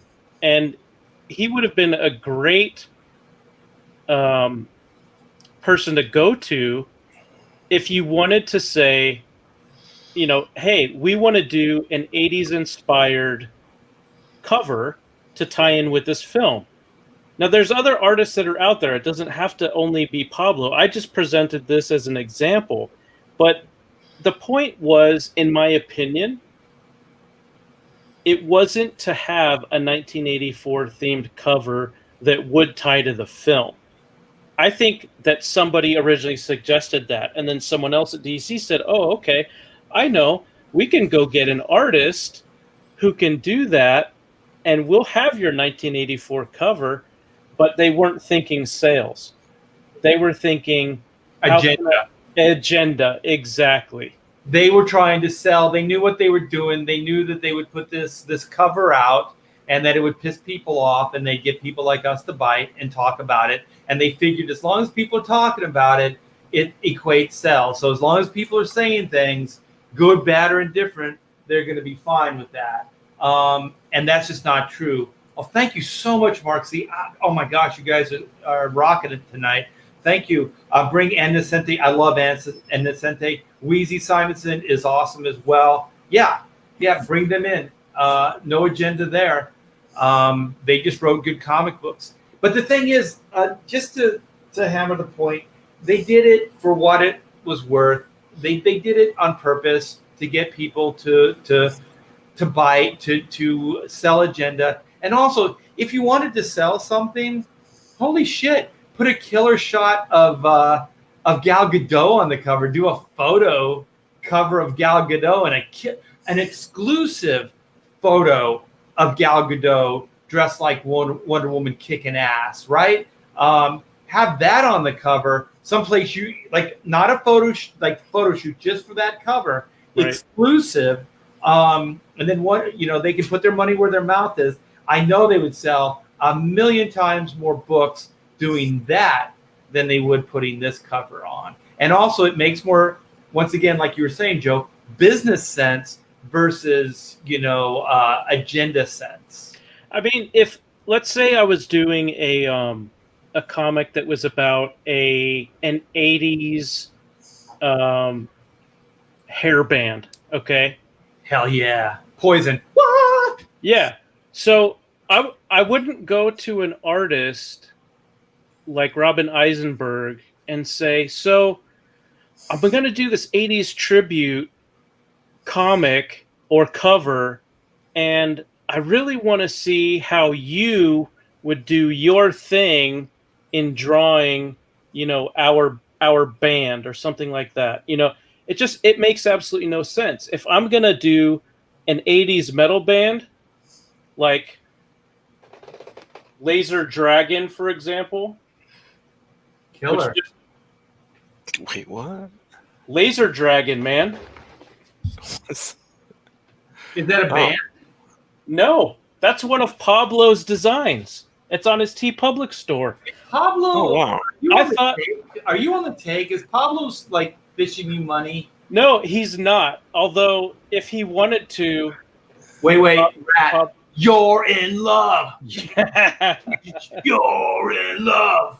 Well, I was checking out Pablo's store, and I saw this Laser Dragon piece, and I started thinking of bands like Rat and Poison and Skid Row. Rat, Poison? That kind of goes together somehow. Yeah, exactly. But, I mean, I saw it, and I immediately had a flashback to 80s metal bands, okay? When I look at that piece from Robin Eisenberg, I don't think Wonder Woman.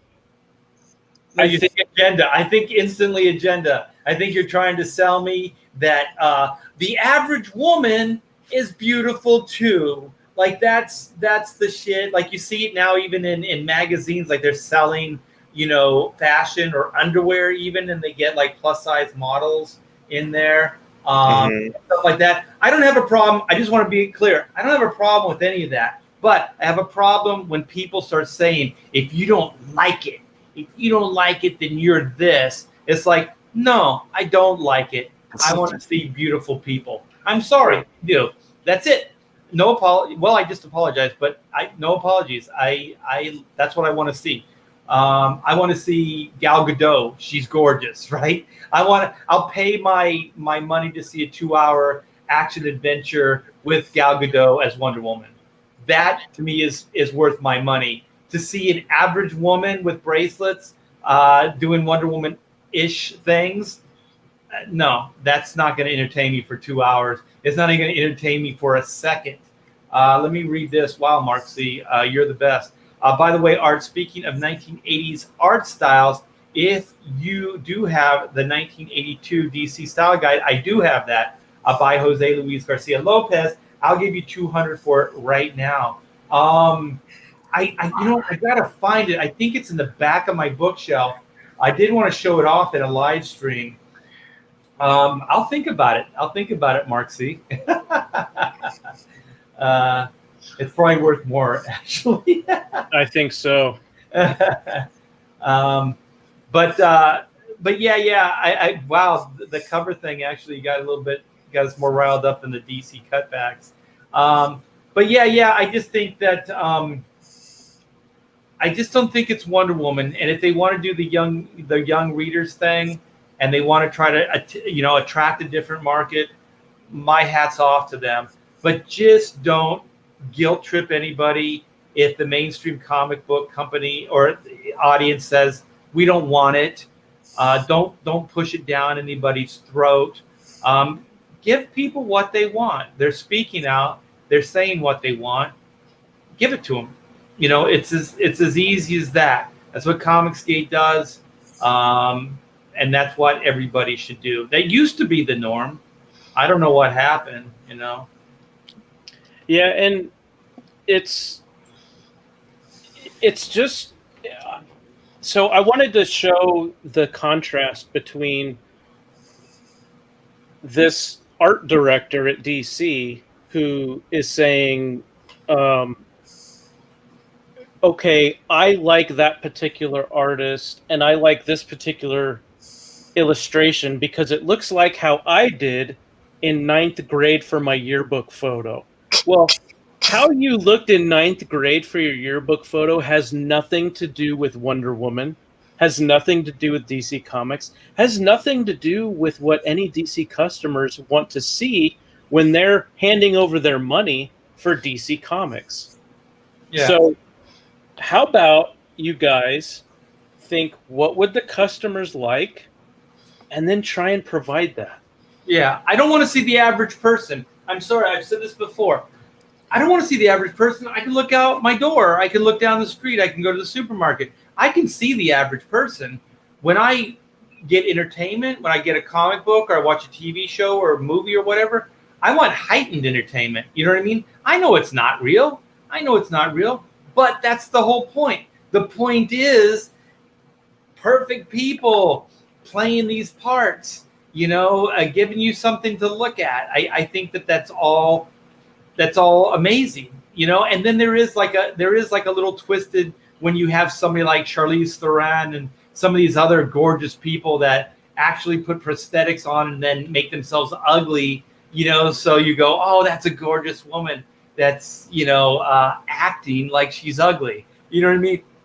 That's kind of entertaining as well, but it's still the same idea.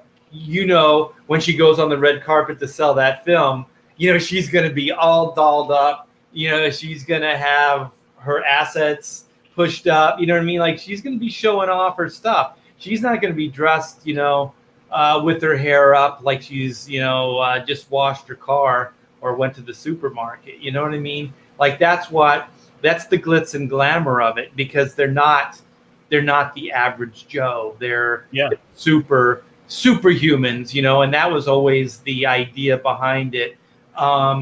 So I don't know why. I think they're virtue signaling to the worst degree, because I I think Hollywood's very, very disingenuous, and people that are supporting this stuff are very disingenuous, genuous, because I don't think they really want it.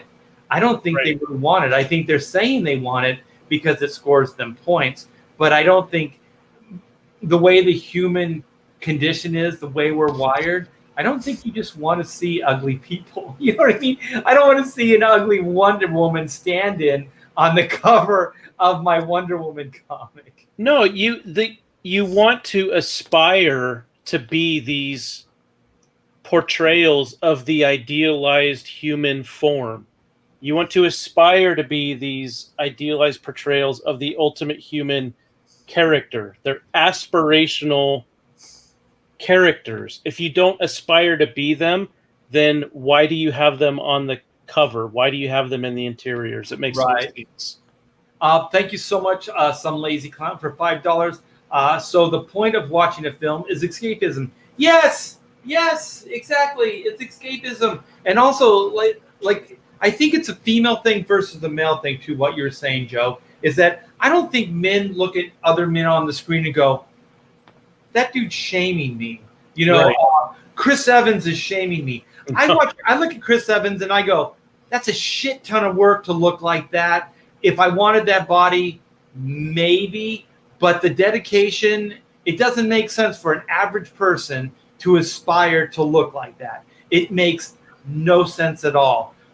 The hours committed, it makes sense for him because that's part of his job, but it doesn't make sense for us. But a woman usually will see like a beautiful woman, and for some reason, like you said, she projects onto that, like that's her, and then that woman is shaming her somehow, you know, psychologically, and making her look bad.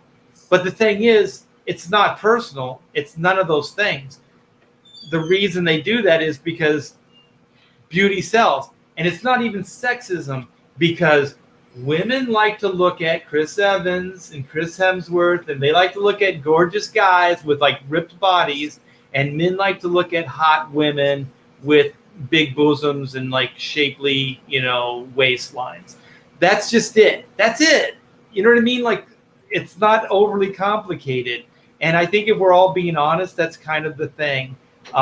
We can aspire, like if somebody wants to sell, you know, like granny panties to, you know, a woman that's maybe a little bit bigger, and like the average Joe, you know, or female that wants to buy something and it reflects more of what they look like, then that's fine, you know. But there are women that want and look more like a fashion model, so you can sell to them as well. It's all the above. So Todd, what do you think? There's two things that I equate to this whole beauty thing. One, somewhere along the way, kind of like we talk about, they're trying to kill gingers or get rid of gingers out of, but it's traditional beauty. Is traditional beauty has come under attack. It's like white man has come under attack. Traditional beauty has come under attack. And I don't get it, because we were built on a society that imagery makes you feel good. Like Joe said, it kind of inspires you, or there's a relative thing that cerebrally happens or molecularly happens when you look at beauty. There's a smile. When you look at beautiful artwork, there's something, that same thing happens in your brain. When there were a few artists, always artwork made me smile. J. Scott Campbell, because he had there's some whimsical quality to his gesturing and his body work, and it was always very well proportioned, always kind of like how you liked it and stuff. But there was this whimsical thing. His legs were always skinny, and it just made me smile. Like Art Adams was like that for a while. Art Adams had a style that made me really, really smile. And there are many others. It's very exaggerated, yeah. Yeah, but doesn't mean I wasn't like when someone like Michael Allred came onto the scene and had a very simplistic style that had sort of a Art Deco quality to it, to the old advertising. It was fresh. It was new. It was fun to see what he could do with it, especially with his own character. I forget the name of the guy with the sort of Madman. That was a fresh, exciting character to me. Well, Frank Miller drew very voluptuous women. I mean, they were very shapely. They were healthy. They were voluptuous. but they were hardly like like the ripped female of today, and it was healthy. I heard it was. I read somewhere, or it was on some talk show where the thing is that men and women, what they're really looking for psychologically, even though they might not be aware of it, is they're looking for a healthy, the opposite sex that is healthy, because they're looking at, on a baser level, reproduction. So viability. Well, no, you're looking at how to pass on good genes. So if somebody looks healthy and they look like they take care of themselves, then that is a shorthand way of saying that you mate with them, it's attractive, and that you're going to have good offspring.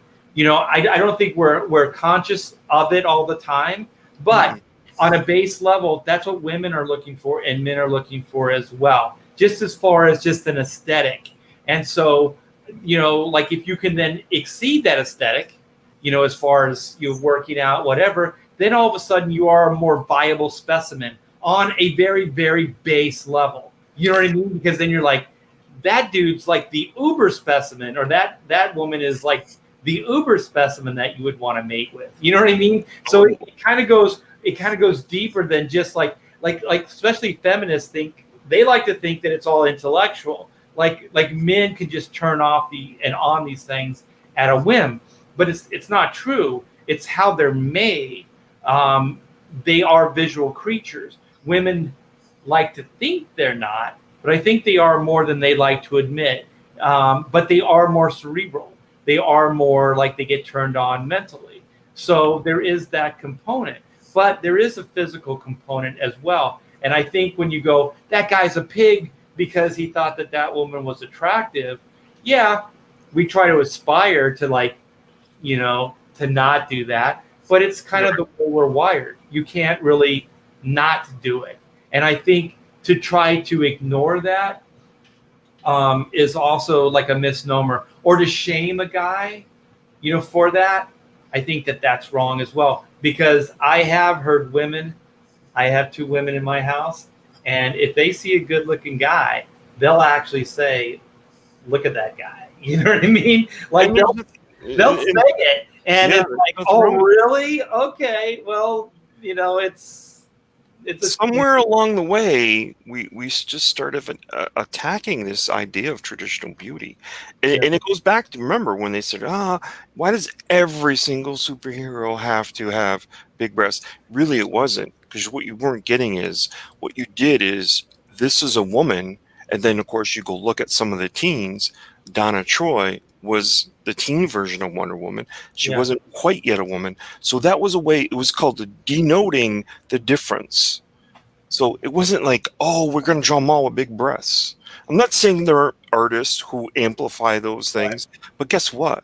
They're paid to do that. That's why they're chosen. Nobody goes and tells Adam Hughes he can't do that. I just want to say something. Okay, Todd. I just want to add to what you're saying. If you have a woman that has bigger breasts, I'm sorry. I'm saying I'm sorry a lot. I don't mean I'm really sorry. They look more powerful if they're bigger. If a guy's got a big chest and broad shoulders, they look more powerful. If a woman has a bigger chest, bigger hips, and like more shapely like thighs and stuff like that, they look more powerful than a woman that is a rail. You know what I mean? Like if and there's all kinds of beauty, and people think, and you can have that, but a superhero is a certain type of looking character. So yes, you can denote different body types for different characters if they're created that way. Like you said, it's a way of delineating a younger woman from a more mature woman. But also, you could have a girl like Power Girl.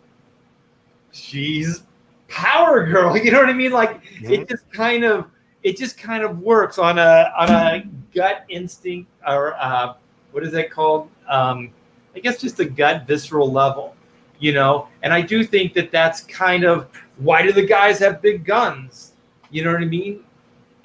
Well, it's just that's powerful. They're powerful looking characters. Let me read D Geek. Wow, you guys are awesome. Thank you so very much. D Geek Art for another $5. I am a female artist, and I'm the biggest inspiration is Dean Yeagle. I think Dean Yeagle is perhaps one of the best like cartoon versions of women that I have seen. I am a big fan of Dean Yeagle, and I buy all his books. J. Scott Campbell and Chris Sanders. Chris Sanders has he's got a certain type of beauty, like big hips, big thighs, on his women, and kind of smaller upper bodies. But he also draws like voluptuous women. So he draws a lot of like cute women, sexy women with different body styles.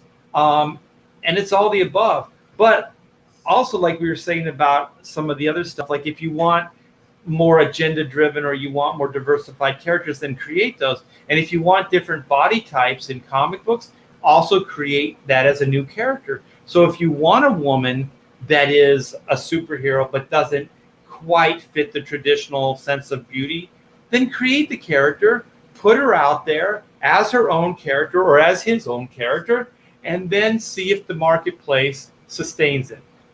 That's all. It's not rocket science. Yeah, and one of the things that came up in the Mandalorian TV series on Disney Plus was Gina Carano playing that former stormtrooper. And there's a scene in one of the episodes where she and the Mandalorian have hand-to-hand combat.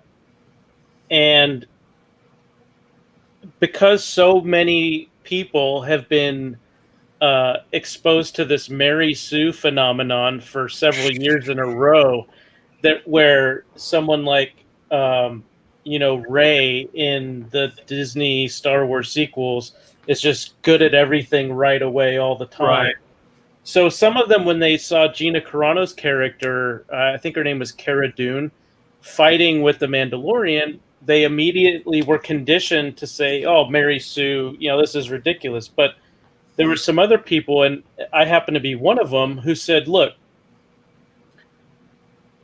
you have Gina Carano, who's a former professional MMA fighter, okay? She's the real deal, yeah. She's the real deal. Then you have the fact that she's no string bean, okay? That's a thick woman who still looks like a woman, okay? So she has muscle to go with her feminine curves. Then right. You have the fact that the fight choreography actually acknowledged that pound for pound, she was not on equal footing with this guy that she was fighting. So they did the fight choreography in a way that showed her using her brain and her agility to be able to fight this guy, because she wouldn't be able to go punch for punch, with a guy his size. However, if she was skilled in fighting technique, she had the build where she could actually realistically take this guy. Now, in a real fight, would she have won the way she did on the show? Probably not. But the fact is, she could make a believable attempt at hand-to-hand combat. So right. if you're going to do it, then go with someone like Gina Carano and not someone like Brie Larson. Right. Who's just not believable. Just on the face of it, she doesn't sell the action. You don't believe that she could be a formidable opponent. Right. And you also would cast somebody that's more likable. Well, yeah. Yeah. So, go ahead. I was just going to say someone who will smile and look like they're actually interested in being there. Being alive. So do you guys want to kind of get into maybe some pontification of what this means for DC, the layoffs, and also maybe speculate what the market is going to be like? I happen to have an observation of I think this industry is going to be very, very desperate. I think the next, 5 years at least are going to be very, very cutthroat. I think you're going to see a lot more underhandedness to try to compete for these jobs. I think you're going to see a lot of people undercutting other people's page rates. I think you're going to see these companies paying less. Like they were already paying crap to begin with. I was one of the few that did okay, but still, I mean, I had to do volume to make ends meet.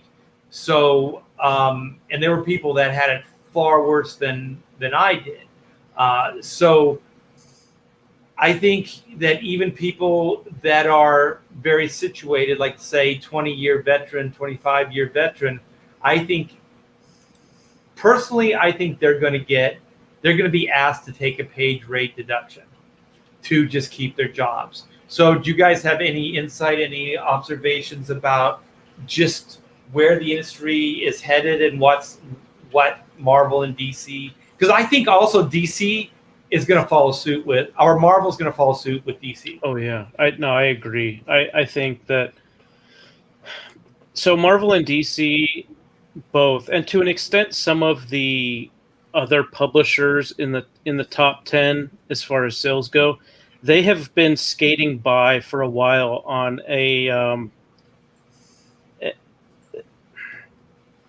I guess you would say a production decision that I'm sure was informed by accountants, where they figured out they could spend less on an overall issue if they paid a top-end cover artist to make a great-looking cover and then paid a very low wage to an artist that's either a glorified amateur or maybe they're a professional in a third world country where they'll be willing to work for the equivalent of $75 a page instead of several $100s per page. Yeah.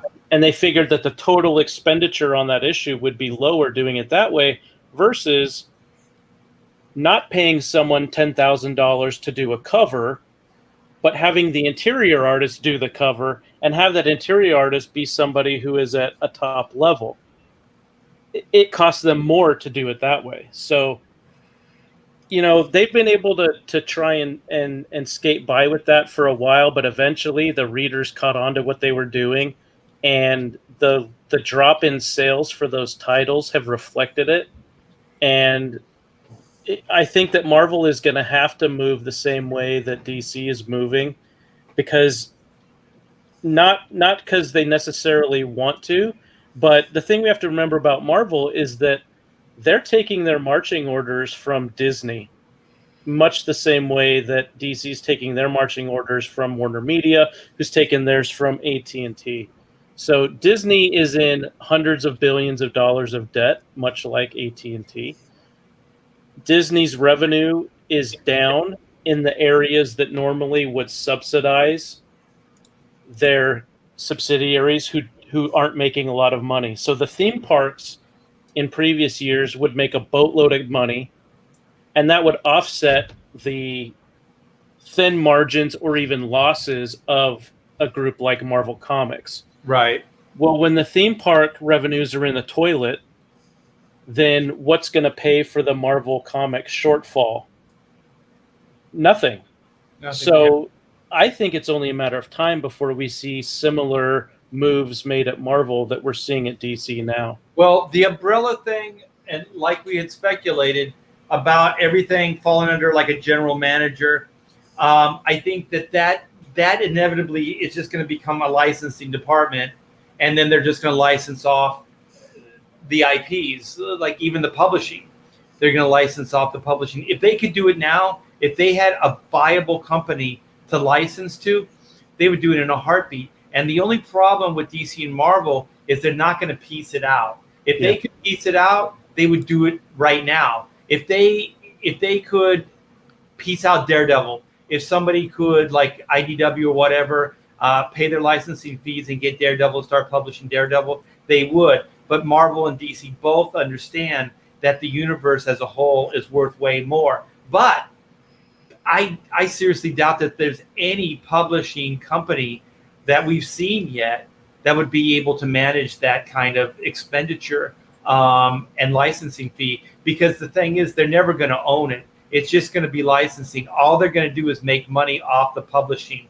So unless there's a new company that comes up and that does like what Todd was saying, like is able to figure out a way to transition from floppies to a more European style or a manga style, they're not going to be able to do it because there's no way anybody has the deep pockets to be able to license the Marvel universe or the DC universe, like publishing rights.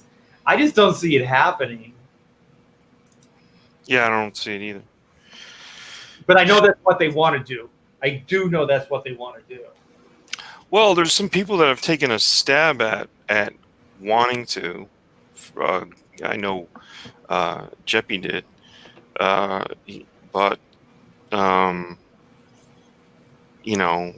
that's a lot of infrastructure you need to have right in place right away, unless you just take on the whole thing as all the offices, all the people in them, all that stuff. You just take it on as a whole, and then you're not only you've bought the licensing, but you're also managing. Kind of tricky to become the management of all that too. They won't. Yeah, I don't think they'll allow it. And Troy Anderson said Apple and Amazon could license it. They could. They have the money. There are companies that do have the money, but Apple and Amazon don't publish. They're not a publishing company. And also, I don't think a big company is going to do that unless they can own the characters.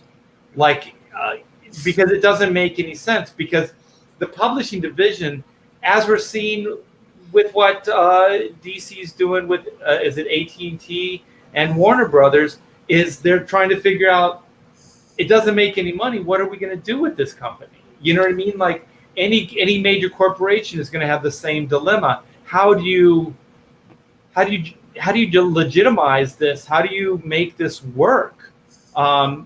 These traditional pamphlets, as some people are calling the floppies, they don't make enough money for it to make sense to them.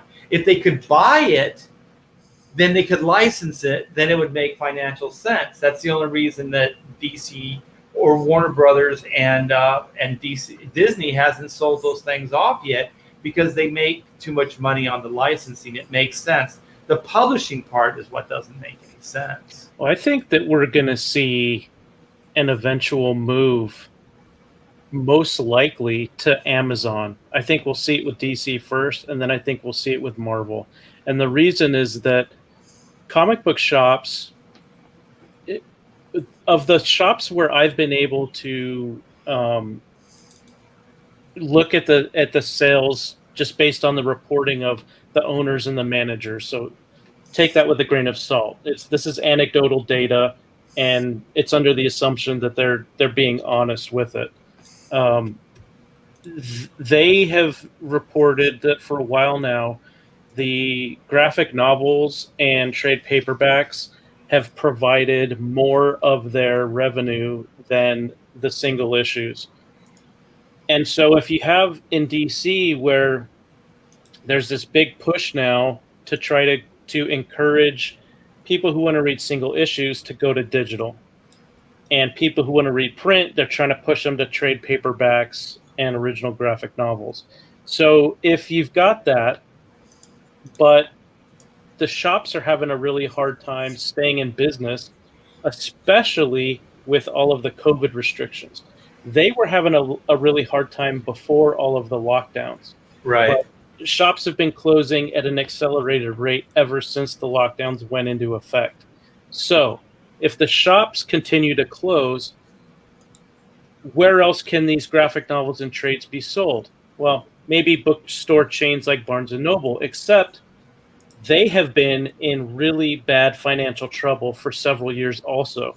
Barnes & Noble is not going to be around much longer from everything that I've seen. My own financial analysis and the financial analysis of many others who have been looking into Barnes & Noble longer than I have say that they're not long for this world. So let's just hypothetically say that Barnes & Noble goes belly up. Well, that is the number one bookstore chain, definitely in the US, and I believe it's still the number one chain in the world. But if they go belly up, you can forget about there being enough volume to sell those trade paperbacks and graphic novels unless the publishers go to Amazon. And maybe they also try and go to Amazon's biggest competitor, Alibaba, which is like the Chinese equivalent of Amazon.com. Well, Let me hold on interrupt a second. you. I Hold on. think Sorry, I got to read this. Ryan King or Brian Rickard, $1.99. It's going to be, what does BM mean? It's going to be BM Nightwalker. You trash. YA, young adult. Oh, okay. So what does BM mean? It's going to be Batman, Nightwalker, young adult, trash. Yeah. Okay. I get you. I got you. Yeah. I think most of that stuff, it's not going to be your traditional. I think they're definitely going to do like Gotham High stuff, and it's going to be more like the WB. What was it? The CW kind of, more geared up with that type of thing in mind. Right. It's not going to be your traditional Batman. That's for damn sure. what Joe was saying is I think this is kind of what DC forecasted by doing what they did. Mm-hmm. Because part of those companies is Midtown Comics, right? Now, you don't have... That's basically... They already ship out millions of comics, right? So if there weren't any stores, but you had a couple of hubs where you would drop ship your stuff, Yeah. then you're doing basically a subscription model. It's just not in-house. Right. And I what think is that was their Amazon? escape valve. I think that was their escape valve with their decision. Yeah. And what, like Amazon, does Amazon warehouse as well, and then they fulfill? Yeah. What does Amazon do exactly? That's what they do, right? Yeah. So there's different tiers that you can become a partner with them, and one of the options available is to warehouse product for you, and then as it's sold, then they'll distribute it out. So DC could partner with them, cut their publishing division and all of that down to next to nothing, I guess, and then just go right from the printer, ship those right over to Amazon, and then Amazon would do their mail order type of subscription. Theoretically, yeah. Now there's also I noticed in the chat a couple of people were talking about another option that I think it would be fair to mention, which is that you could try to sell in places like Walmart, Walgreens, CVS, Target. You could try to bring back newsstand distribution in a sense, but the thing is, okay, so with Amazon, one of the big drawbacks is returnability. If the customer returns the product, then you eat the cost of that. However, newsstand is very similar. I mean, first of all, the way that the distribution agreements are set up, because I've researched this for my own business purposes. The way that the distribution agreements are set up, you have to accept returnability. So the sell-through rates in newsstand today is somewhere between 10 and 15%. Okay. So you can only count on maybe 10 to 15% of all the books that you send out to stock on those shelves actually get sold. The rest of them, you're taking a loss. Is DC going to be in a position to say to Warner Media, hey, we want to put our books into places like Walmart and Walgreens and so on, where we've already seen that there's only about a 10 to 15% sell-through rate? Or is it better to go to a place like Amazon where, theoretically the sell-through rate would be much higher? Well, if you only have the choice between a bad decision and a worse one, you're going to go with the one that does you the least amount of harm, right? Yeah. I think what else is happening, and I do believe DC is going to try this, is I don't think at this point we can put all the eggs in one basket. I don't think people really know what's going to happen, So I do think all the above is worthwhile to try at this point. Um, you know, like we said on Pontificators before, where you can get your collectibles, support your local comic shops, have collectible stuff that you manufacture. I mean, you can still sell those in Walmart or wherever, but you can have it there, and you can do exclusives to where you know that's the only place you can get certain product, whatever. So then the comic shops themselves become like more of a collectible destination versus just a general overall normie type of destination. Then you have your Walmarts, your Walgreens, your different like normie thing. And even though you're going to have 15% sell through, that's 15% of people that may not even know your product existed prior, that you can kind of get into, and then maybe they'll grow with the hobby and they'll start going to the more collectible outlets, the comic shops, those things. And then only have those, like we said, maybe 10 of your top books or 5 of your top books. Don't have your entire line done in the normie sector. Create books that are just designed for entry-level stuff, and write these things for kids. Yeah. Don't write them for adults. Adults will read them, trust me. They'll read these books. You don't have to play down to the kids. You don't have to write down to them or whatever, but make them more kid-oriented. Okay, so you sell 15%, but it's advertising as well. So if you create this as a separate division, you can write off those losses. Okay, so you write those losses off, the 95% or what is it, 85% that you don't sell through on. Okay, so you have that. And then I think it was Todd's on another show where you were saying have the bulk of the floppies that just don't make sense to print, put those in digital format.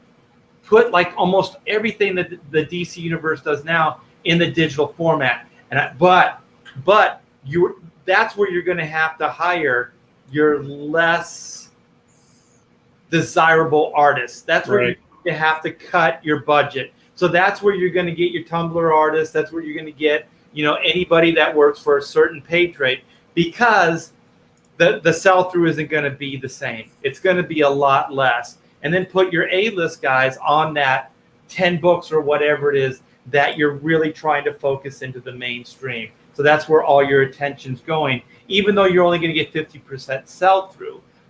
But it makes more sense to put your best foot forward there. And retail stores, your comic book shops, can still sell them. You're not saying that they're exclusive just to this. Right.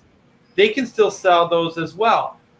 And then the Amazon, try that as well. Try that Amazon business model and see if you can get some kind of online business going. Amazon's pretty damn popular.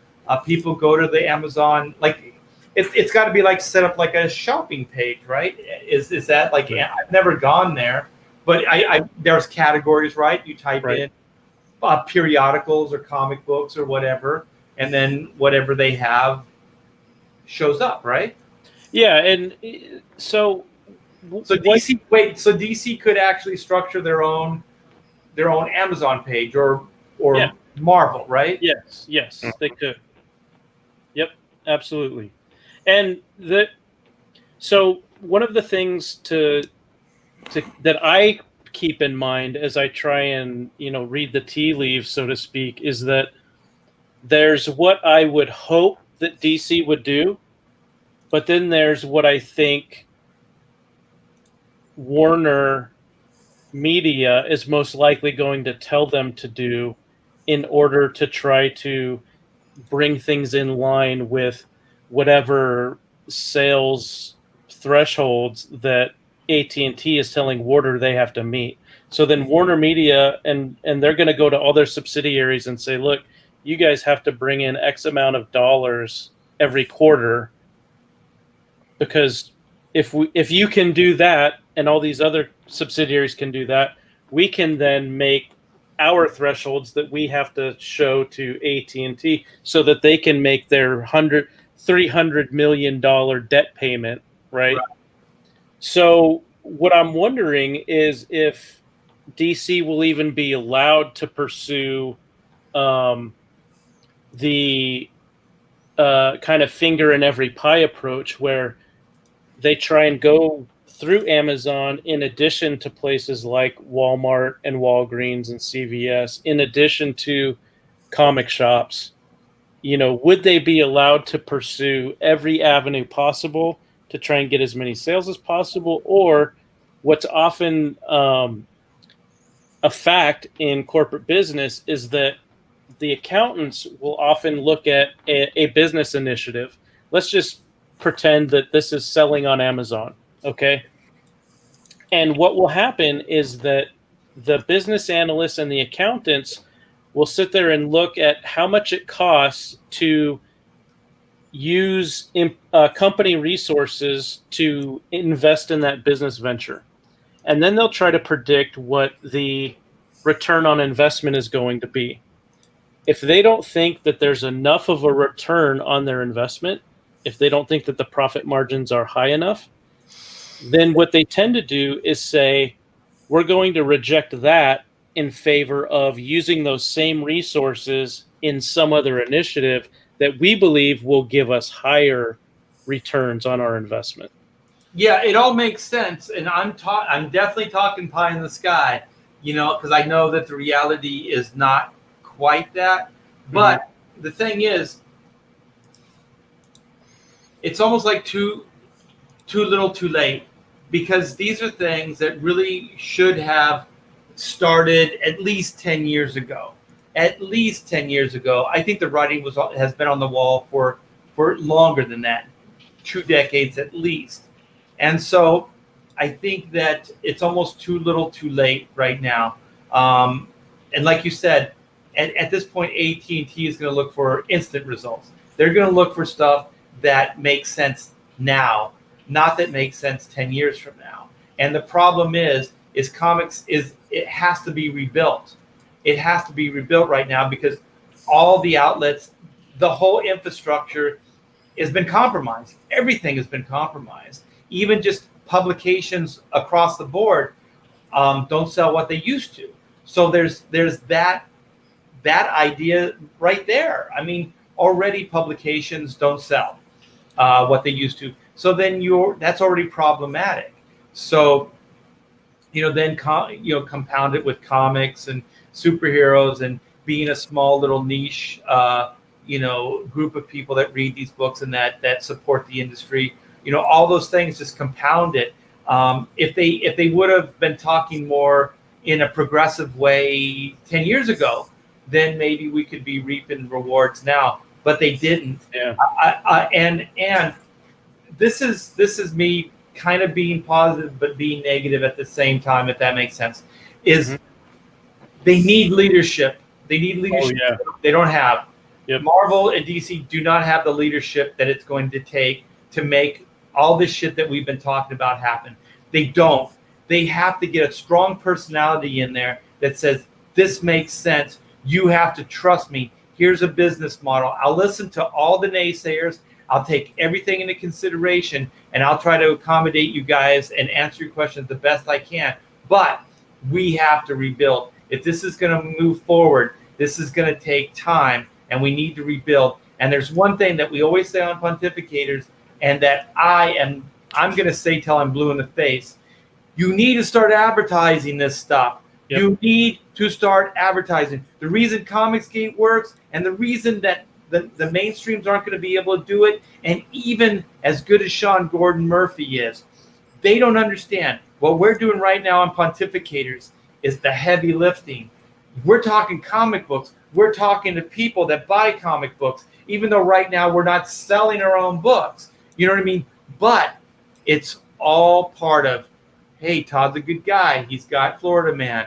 Joe's got some books coming up. Art's got a few books too. He's got Black and White, Chrono Mechanics. You know what I mean? They're talking. They're spending hours. They're concerned. They care about the industry. All these things. They work. But you're investing hours. And I love it. I at first, I was kind of a little bit nervous about hanging out on YouTube. But now I'm starting to really, really enjoy hanging out. So there's benefits to this. But it's advertising. I don't look at it as advertising because I'm having fun, but it's advertising. and it's something they're never going to be able to do. They're just not going to be able to do it. And the other side of that coin is, Art, I mean, where, at what stage of this game did Honey Nut Cheerios not want to be on the back of the comic? Or whoever, Campbell, Right. or whatever it was, a video game. What stage of the game did they say, we're not doing this anymore? Because you should Kids have known. don't buy it. Kids don't Yeah. buy the comics. Yeah. That's right. You should have known then that was telling you something. Yeah. It's telling Yeah. you something, and you didn't listen. When most of the advertising that the mainstream does is within the pages of their own books, that's a big problem. Mhm. Yeah. When they can't get Ad revenue. you know, the ad revenue from major companies like a General Mills or Snickers or Snickers or Playmates Toys or whatever it is, that definitely was a problem. And today, when we stopped seeing those ads, it was because the publishers made a conscious decision to move away from writing for all ages and try to write for older audiences. Well, when your advertising money starts going away, usually the people in charge at the top say, Shift. hey, there's a problem here. Yeah. We need to figure out why they don't want to advertise with us, and we need to correct course to get our advertisers to come back. Right. There was one other thing that I read into, and I didn't really understand the gist of it, but they were saying because they lost their 3-month window, where everything was like in the can for 3 months before it came out. Yeah. That's another reason why the advertisers said, no, we're not going to do this. You're late. You're not coming out. You got books you've solicited. It's just like you can't put together a book and then a week later it ships. Right. And that's another. If the distribution doesn't make sense either, then it doesn't make sense for the advertising. So if they're hitting a smaller and smaller market, then it doesn't make any sense either. They have to still hit a certain amount of numbers to make the ad, cost even effective for them. So they're not hitting the youth, the kid market. The distribution is low. They're not making as many of these books. It just doesn't make sense for the ad revenue. And I do remember in the Image days, we were looking into ad revenue, and even in the original black and white, there were a couple ads that I had, and they paid me to put ads in those books. Mm-hmm. So these companies like pod companies and stuff, they did pay me to run the ad. So this stuff does happen, and it can sometimes. I remember in the day when they were talking, sometimes it can even offset your publishing, your printing costs. So the advertising alone on a book could justify your printing costs. So it's nothing to shake your nose at or to upturn your nose at. It can be good revenue, but it has to make sense for those advertisers. Otherwise, why do it? If the distribution's low and the market, they're just not selling to kids anymore, then it doesn't make any sense. What are they going to start selling cars? What are they going to start selling alcohol? Things to more adults. It just doesn't. Yeah, it's a bad look. Everybody's like X-ray specs. They're like bubblegum cards. Hovercraft. George Atlas. Yeah, all the crazy shit. They used to actually have rock band ads too. Yeah, like they had. I think like wasn't like in the 80s or 90s, wasn't there like Def Leppard ads and stuff, like Pyromania ads and stuff like that in comic books?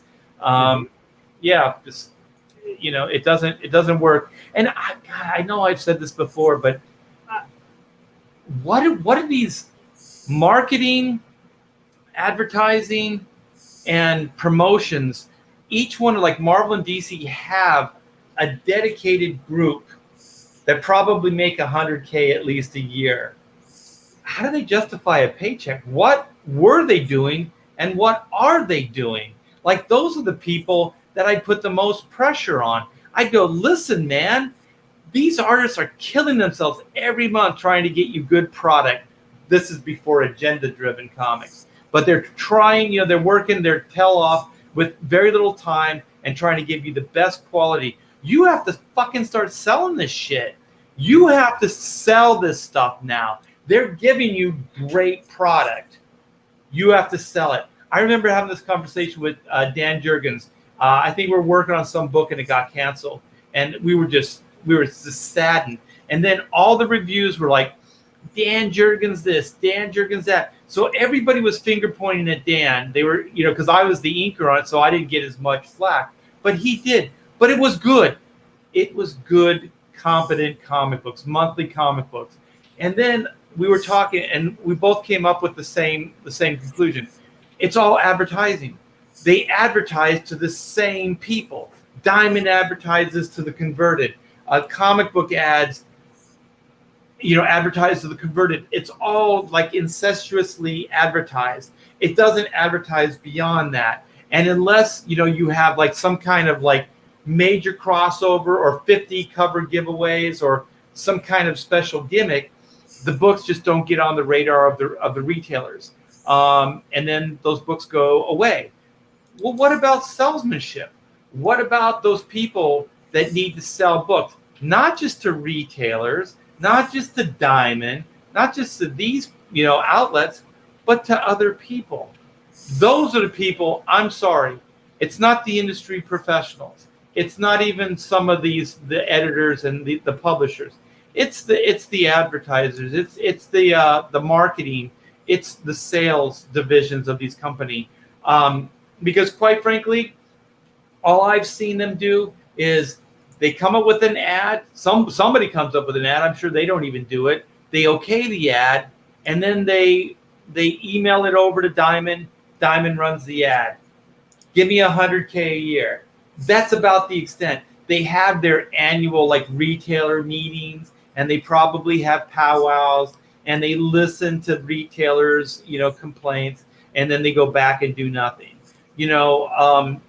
I guarantee you that's pretty much the gist of it. I don't want to reduce anybody's livelihood down to that, but I have seen this stuff firsthand, and I don't think that they're doing much and haven't done much to justify a paycheck. And, you have editors losing their job. You have editors in chief losing their job.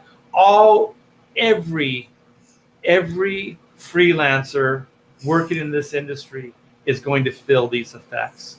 Mm-hmm. Everybody is going to feel these effects. Nobody is going to be safe from it.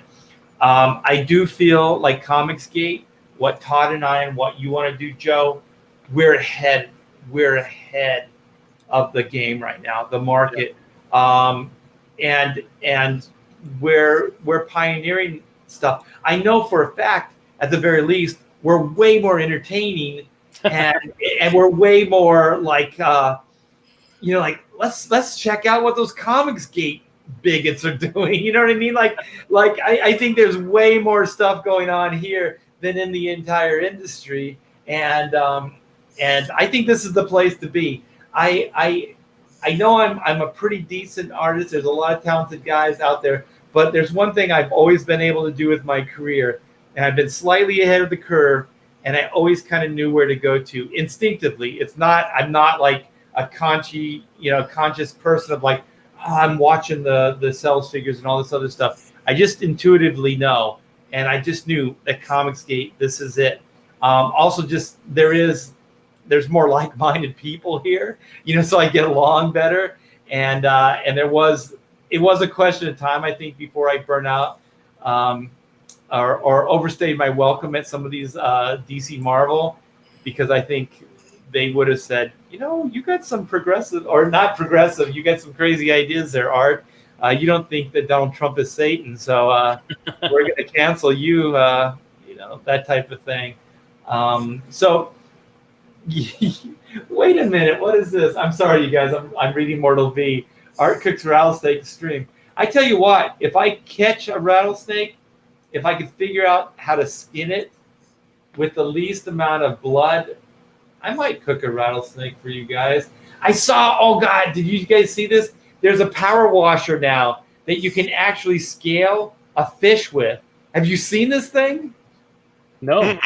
You can just scale a fish with this power washer. So I wonder if you could actually scale or like take off the skin. I don't know if you cook a rattlesnake with the skin or not. No, you skin it. I could actually show you how to do it. All right. Well, we won't do it on the air here, but maybe at some point. We still are doing the barbecue, right, Joe? Absolutely. Okay, and maybe we'll catch a rattlesnake and we'll cook it. Yeah. Yeah. We'll have a good old fashioned Flintstone style cookout. Yeah, Joe's bringing the little Thunder Buns and the family over, and we're gonna have a cookout and a barbecue, and probably hang out at the pool a little bit. I might even do a cannonball off the rock. I told Joe I might. The old timer might have one more cannonball left into the deep end. So, do you guys want to add anything as a parting shot? Where do you want to go from here? Go for it, Todd. Like Art was saying, we're doing a couple of things at the same time, right? We all have books, we all have product, but we're also here to engage you, entertain you, be friends, be family, create relationships. This is what this is kind of rattlesnake skin themselves. This is kind of what this is all about. You know what I mean? This is engagement. McFarlane was on with Joe Quesada today, and he said, you know what? These cons have gone away. They're not coming back for a while. So we better learn how to engage fans. He said that. You know what? Watch what he does next. He's not stupid. He's not the person that's going out front. We're already over here doing it. So he's going to go on a YouTube, or he's going to figure out some kind of channel situation. Obviously, Jim Lee does it. One of the things when you go over there and watch his streams is he talks way too much to people, I think, because you don't get a lot of drawing. He's always answering questions, which is very nice of him, right? He takes some of his time to talk to people. You know what? That's what this is built on. You know what? Create a situation with your fans, with your consumers, that shows them that you care about them, because we do care about you. Yeah, absolutely do. Yeah, I say it all the time. I'm nothing without the fan base. I'm nothing without the group that support it. It is definitely a symbiotic relationship. If I don't have that, then I can't make this. I can't do stuff. So it is definitely like the ecosystem is really, really fragile, and it takes all these pieces to make it work. And I do believe that Marvel and DC on high have forgotten. Stan Lee knew how to do it. There's examples of how to do it, and I think there's a certain level of snobbery and people that just don't want to admit that there is a fan base, that there even are people that go out of their way to buy your book. When you talk about Stan Lee, wasn't he the ultimate? Like, I know he was an ambassador for comics, but even Todd McFarlane said today, when we left and the next time we saw Stan, he said, "You guys go. You're doing it right." He didn't hold a grudge and say, "How dare you leave? Come on. Don't you want to draw Spider-Man your whole life?" No. He was a cheerleader to the core. He wanted comics to succeed. And you know what? He never tried to tear them down, ever. And you got guys out there on Twitter acting like morons and idiots, tearing fans down, calling fans trolls. Just because they don't like something, I'm sorry, but they spoke. They don't like that cover. You have Mark Waid and Joe Quesada referring to superheroes as tights and capes.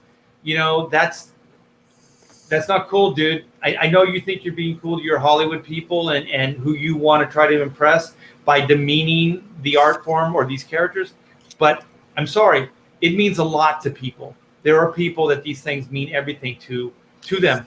My whole life, even when I was young, like I latched on to stuff when I was 5 years old. I never looked back. It's always been there. Comic book superheroes has always been my life. And it means a lot to people. And when you demean it and say tights and capes and shit like that, I just think that's a certain level of contempt. And I know you're trying to do it because you're like, hey, I'm being self-referential, I'm being ironic, I'm being whatever, I'm showing that this is kind of silly, haha, like me. But they don't. As soon as Hollywood has showed it. As soon as they don't need you anymore, they'll discard you. Like they're fair weathered friends. They don't give a shit. You know who cares? The people in the chat right now. The people that buy your book every month. Those are the people that freaking care. Who gives a shit about Hollywood? Who cares about that stuff? To me, that's pipe dream stuff. If it happens, it happens. If it doesn't, I'm fine, because this is all I need, man. All I need is 1,000. I would love 2,000. Trust me. If I had 2,000 people that I could bring to every project, every time I put something out, then guess what? The sky's the limit, you guys. Like, you'll see shit come out from Hack Check Studios and myself. I'll just be a juggernaut as far as creative ideas. The only reason things are slowed down is the way they are is just money. It's quite frankly, it's just money. And I think most creators are the same thing. People that are doing Comicsgate, it's all about the limitations of the money. And this industry is growing. Comicsgate is growing. There are people outside that are looking at the business model, but unless they're willing to do, like John Malin says, grab an oar and start rowing, unless they're willing to put the time and effort in, it's not going to happen. Graham Nolan, holy shit, you talk about somebody that's all in, he's grabbing an oar right now. That dude's rowing. Shane Davis, fuck, dude, him and his wife, kicking ass, man. I don't know where Shane's getting the time and energy. He's streaming all the time. If you guys haven't checked out his channel, check out his channel. Kick-ass people. This is the tip of the iceberg, guys. This is it, man. This is the shit. This is the place to be, is Comicsgate. And I'm more convinced of that than ever before. This was the right decision I made like almost 3 years ago. I'm so glad that I have. The only reason I'm not scared to death right now is because I'm not reliant on DC and Marvel. I just need the chat. I need to hustle. I need to try to go on other people's shows.